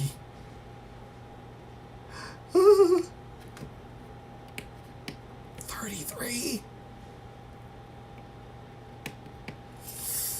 Ay, boy. Okay, yes. Taman. No. I was saying I think your birthday's on the 19th. Taman's birthday's on the 18th. Yes, Taman's birthday's on the 18th. My birthday's on the 17th. All the July kids. Funny enough, because I don't like summer. I was born in summer, but I hate summer. Summer is like my absolute worst time of the year. It's hot. It's humid. I live upstairs, so my bedroom is hot. I have to turn the air on. I got 2 freaking air conditioner thingies in my room because of how hot it is. I hate summer. Going outside, bees everywhere. Literally, our backyard has a bunch of hornets and yellow jackets. I don't want to go out there. I hate summer. I can say that confidently. I hate summer. I want it to end because I don't want to deal with bees. I hate bees. Ugh, and then flies everywhere. I had to kill 8 flies yesterday in the kitchen because they all came in. Couldn't even eat properly because the stupid flies everywhere. Anyway, rant over. Let me stop because I'm killing my voice talking about the summer, how much I hate bees. She is not a good teacher. She should have figured out your interests in your strength. Yeah, she didn't care about that stuff. She didn't care about my interests. And by the way, during that time, the special education program was not a thing. So I couldn't get any help. I think a lot of the trauma that I felt from my my learning disability and all that stems from my first grade teacher treating me like I'm an idiot, treating me like I'm retarded. And then she would double down on it by showing me my report card and putting her hand, like going through the F's that I got in the class. But I only got the F's in the class because she didn't take time to teach. She did not take time to teach and to help me understand what she's teaching. She was a very terrible teacher. She was too old to be teaching. She needed to be retired. She acted like she didn't like kids.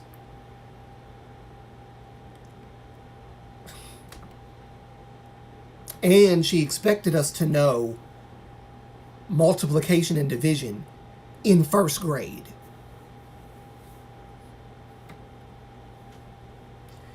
Multiplication and division in first grade?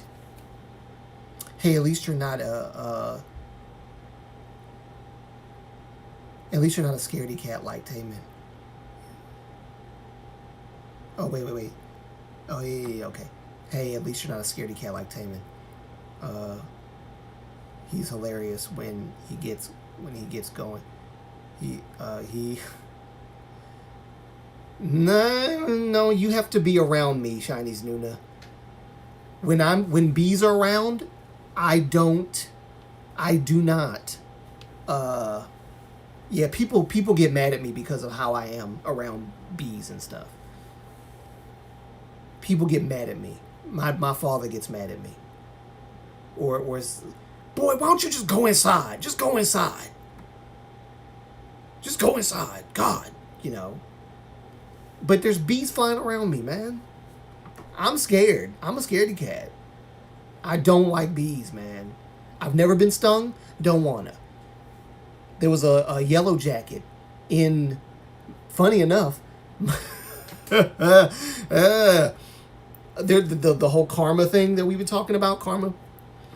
My dad constantly got on to me about being scared of bees and, hey, it's just a sting. It's just a sting. It ain't gonna bother you. It ain't gonna kill you. Blah blah blah. My parents' room had an issue with bees pouring into, like, through their window. They had to get the window out. They had to get the outside part fixed so that they wouldn't come in through their window. They had yellow jackets coming through their window into the house. Yeah.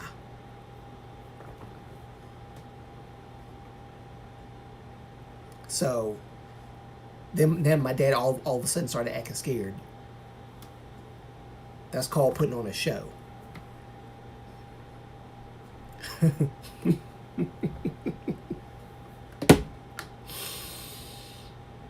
Deep down inside, he was scared. He was just trying.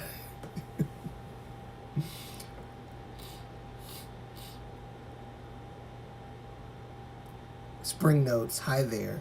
Unfortunately, it appears there are a lot of teachers who don't like kids. I guess it's just a job for them. Yeah, no. By the way, first of all, hello, Spring Notes. And to your point, yes. Unfortunately, they only treat it like it's a job. They treat it like it's a job. You're just making the money and that's it. They don't care nothing about the kids, their well-being, their education. They don't care that if they get what's being taught. They only care that they're doing their job in teaching. If you don't get it, so be it.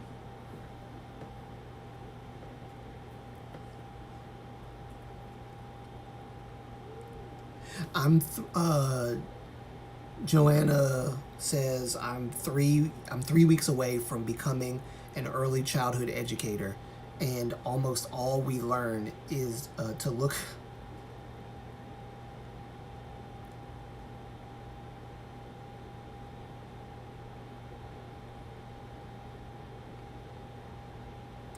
Something that we don't get anymore.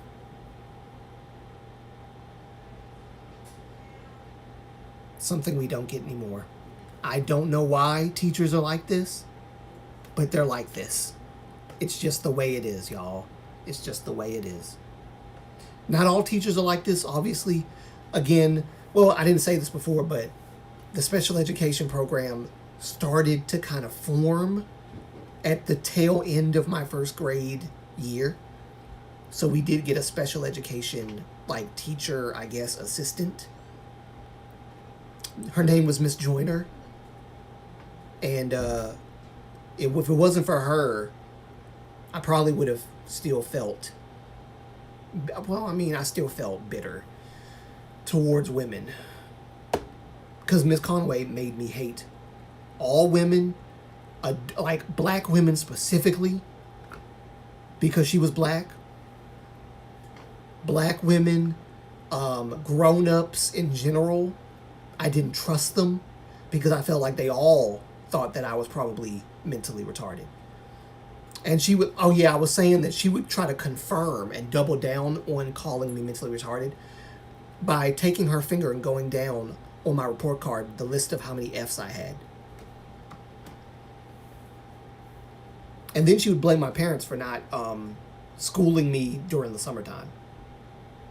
Basically, she would blame my parents for not doing what the first grade teacher job is, which is to teach. She's paid to teach.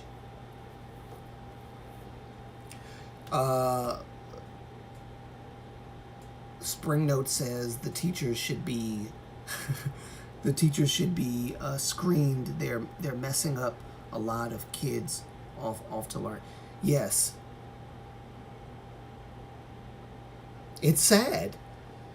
And it's funny because because mind you, the school that I went to, Frederick Elementary School, that was a school in Baltimore, in a very, very bad neighborhood, by the way. Don't even get me started on that. Very bad neighborhood. But when my family and I moved to Alabama, I felt so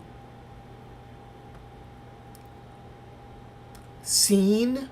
And I don't use this word often because it's cringe, because a lot of people that talk about a lot of different things use the word seen, and I felt seen, but I really did when I was a kid, because I was like, wow, they see me not as a retarded kid, but they see me as a kid who just needs a little help and motivation.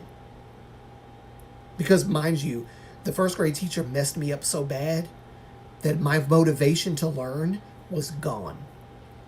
And she traumatized me so much to the point where every time a teacher would put a worksheet on my desk, I would have a panic attack. That's how bad it was. Even the act of doing this. You know how they do? They lick their finger or their thumb, whichever one they do, and then because my first grade teacher did that a lot, that traumatized me. That traumatized me to no end. Like I said, I think she made it worse. Whatever, issue I was having, she made it worse. So much worse. But thankfully, when I went to Alabama, the teachers there were kind to me.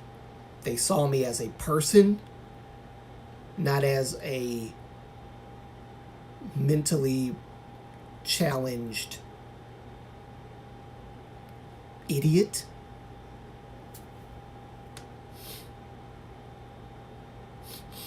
So, I'm grateful for that. Mind you, the teachers I had in Ozark, at least in the elementary school, all of them were white teachers. But I never cared about the color of their skin. I only cared that they cared about me.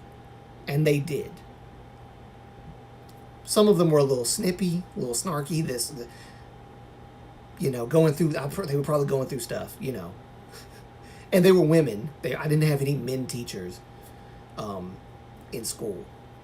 At least in elementary school. They were all women. It was like white ladies. But I loved them all. Especially my special education teacher. She's a white lady. Miss Mobley. Oh. Thank God for that woman. Because she broke a lot of that stuff out of me. If it wasn't for her, that's why people keep bashing the special education system and then saying that it was a racist system. That racist system helped me. And it was a white lady that helped me to get out of that stuff. She was literally, and I call her literally because that's just how much I hold her close to my heart. That woman, apart from my actual mother, that woman, Miss Mobley, is my other mother. Straight up. That's my other mother. No doubt.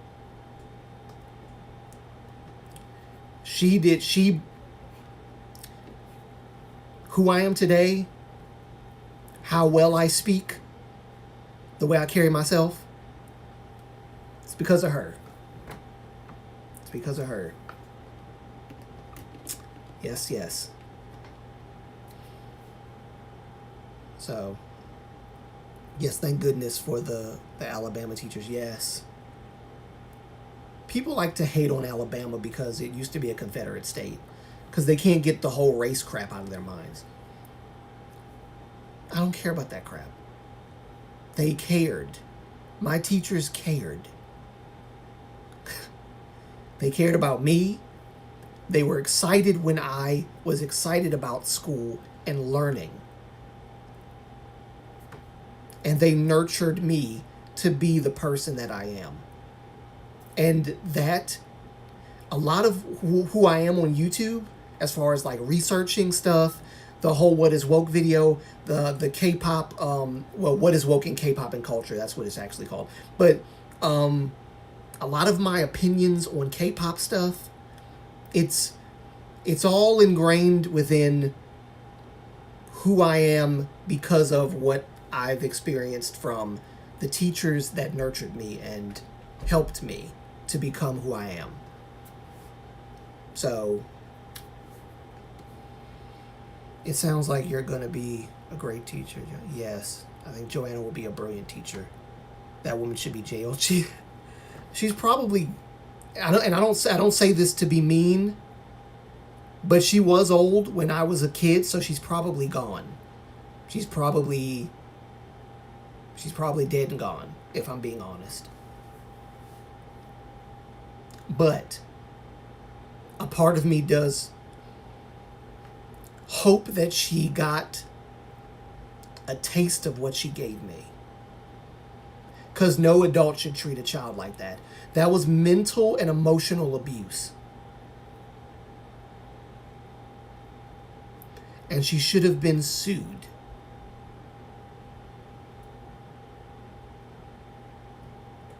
Or the school should have been sued for having her there.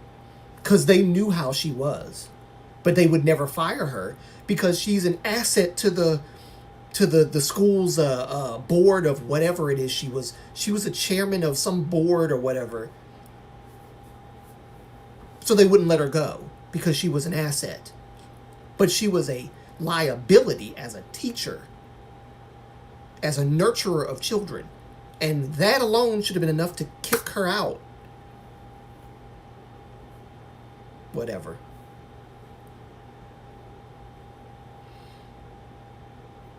But Joanna, I look forward to hearing about your teaching ventures. You're going to be a great teacher. And I like what you said, that they teach you as a teacher, as an educator. They teach you that you should make sure that the children's well-being, learning-wise, academic-wise, that's put forth first. That's a principle, one of the biggest principles of teaching that should never have been lost. And yet some teachers don't give two craps about kids, their education, their learning. They talk crap about them.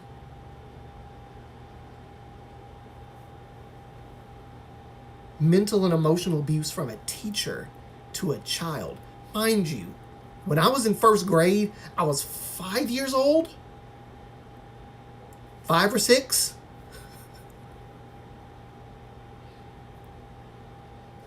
You don't talk to a kid in their 6 years old, 5 years old like that.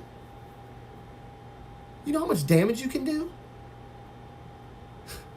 And I'm laughing because it's just, looking back at it, it's just like,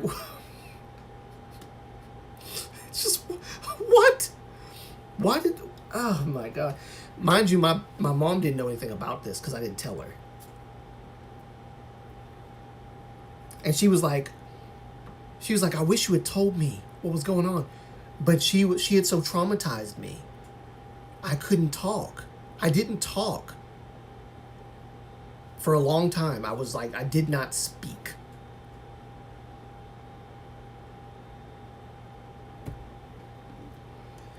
You know, one good aspect from having that horrible teacher, you have more understanding of and compassion for others. Yes.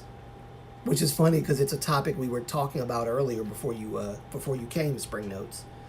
How like the pain of past experiences can mold and shape who you are or who you become. which I think is very powerful.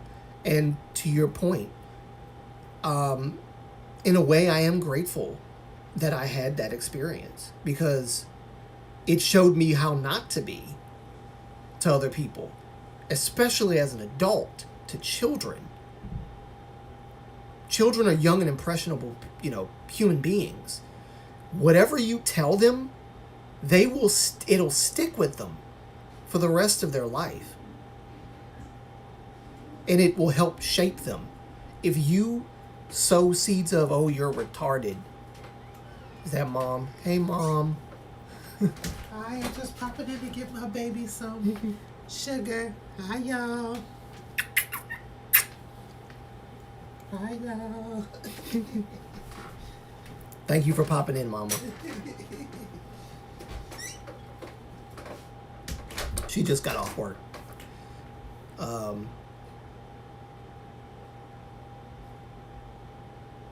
What happened? What's up?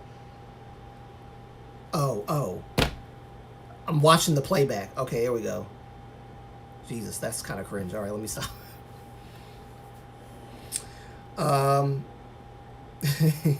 But yeah, we was talking about that similar topic, and I am glad. I'm glad that happened.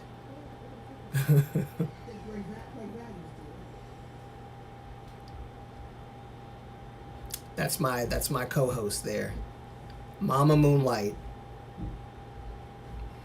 Yeah, back in the day. I told her eventually the stuff that was going on with the first grade teacher, and she said that woman that looked so nice and kind. She said that if she had known earlier, she probably would be in jail because she probably would have either attempted to unalive that woman or she would have just unalived her. She said she wasn't all the way there when she was in her younger days. She had that hood in her. So she was especially about her children. You do that to like her children. She said, I would have been in jail, Avery. I would have been in jail. Thankfully, she didn't know. I felt bad I didn't tell her when I should have. But I'm glad that I didn't because I know my mother well. She ain't nobody to mess with. She isn't. You don't mess with mom. All right? Mama bear, mama panda, you don't mess with mama panda.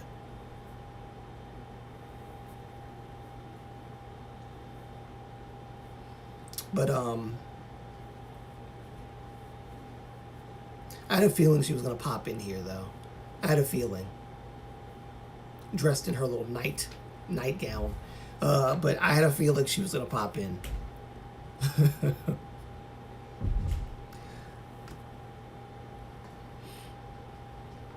Yes.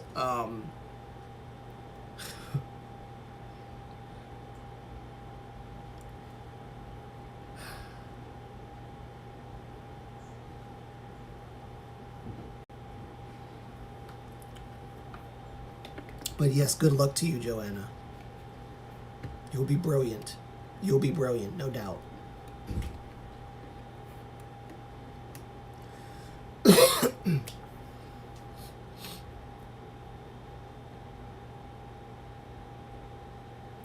Stay on here long enough, Joanna, I might actually make you a mod.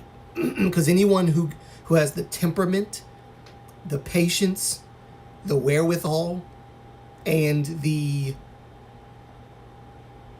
I guess, cognitive intelligence to deal with children on a day-to-day basis deserves to be a mod.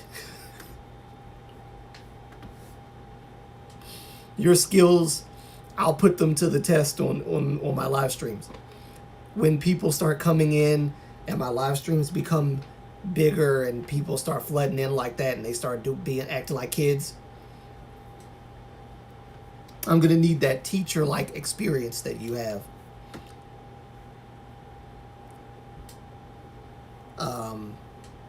Good to know your mom's. My mom is on my side always. Wouldn't be here without her. That's not just birth-wise, but in other ways too, because wouldn't be here without her, y'all. She's a miracle worker.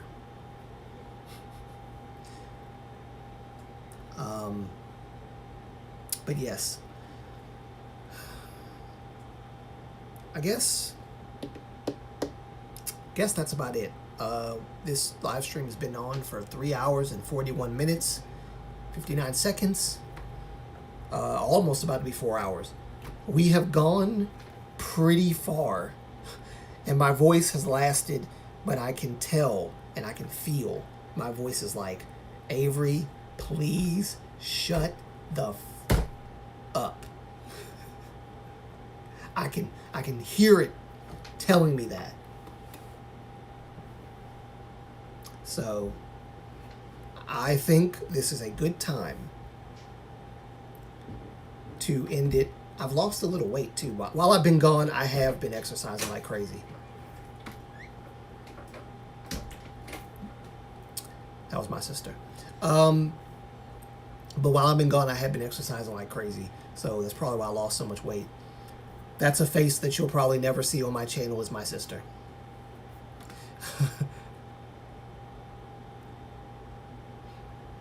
Don't hit each other, stop picking your nose, be kind, and let's talk. Yes, exactly. That's what's going to be going on. That's exactly what's going to be going on. Next time, have water ready. Yeah, I know. Nearby, thank you. I will have water nearby next time. This was a good live stream. We didn't veer off too many times. I tend to private the live streams where we just veer off and go on all topics. I'll probably make those live streams more accessible, like when I get to the YouTube members. I don't know, I might actually be eligible for it now, but because I definitely don't see the criteria anymore. Maybe I hit the threshold on that. Well, if you get YouTube AdSense, doesn't that mean you've kind of entered into YouTube partnership? So YouTube partnership, I think I can actually have members on my channel now. I don't know, I'm gonna have to look into it. Engage with your audience. What is this? Q&As. Oh, I can put polls. Okay, I can put polls now. But there's not a big enough crowd for polls. I can put polls, and I can make a poll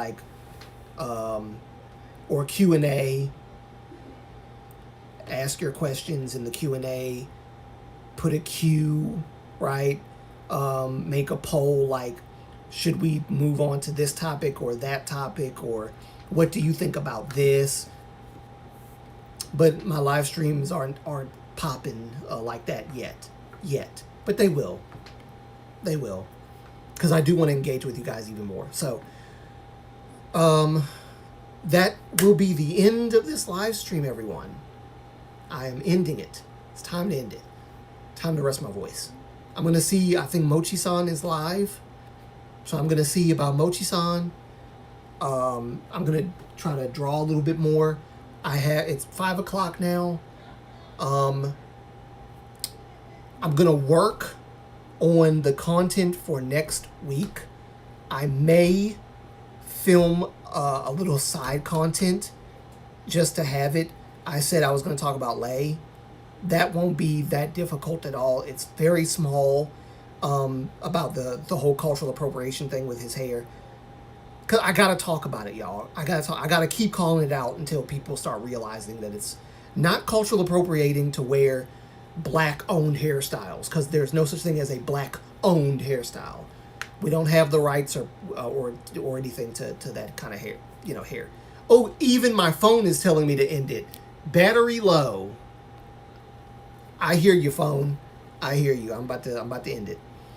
But yeah, I have a lot to talk about. I'm gonna work on the MHJ, the effects. I don't know. I'll probably title it the aftermath of MHJ. There we go. aftermath of MHJ. That's probably what I'll say. I know this stuff's still going on. There's still so much with MHJ going on. It's not over yet. It's really not over yet, the MHJ stuff. But if I keep making videos about this, it's going to go on until December and possibly even into 2025. So I'm going to chill with MHJ and just talk about the aftermath of what's already taken place with what MHJ has done. That's what I'm going to do. So I'm going to work on that during the week. And during the same week, I'm going to put out the lay video. But until that time, thank you guys for being here. Thank you for watching. Remember to like the stream. Hit the like button, smash it. Turn this black like button gray. All right? See you guys in the next live stream, in the next video. Peace. Bye. End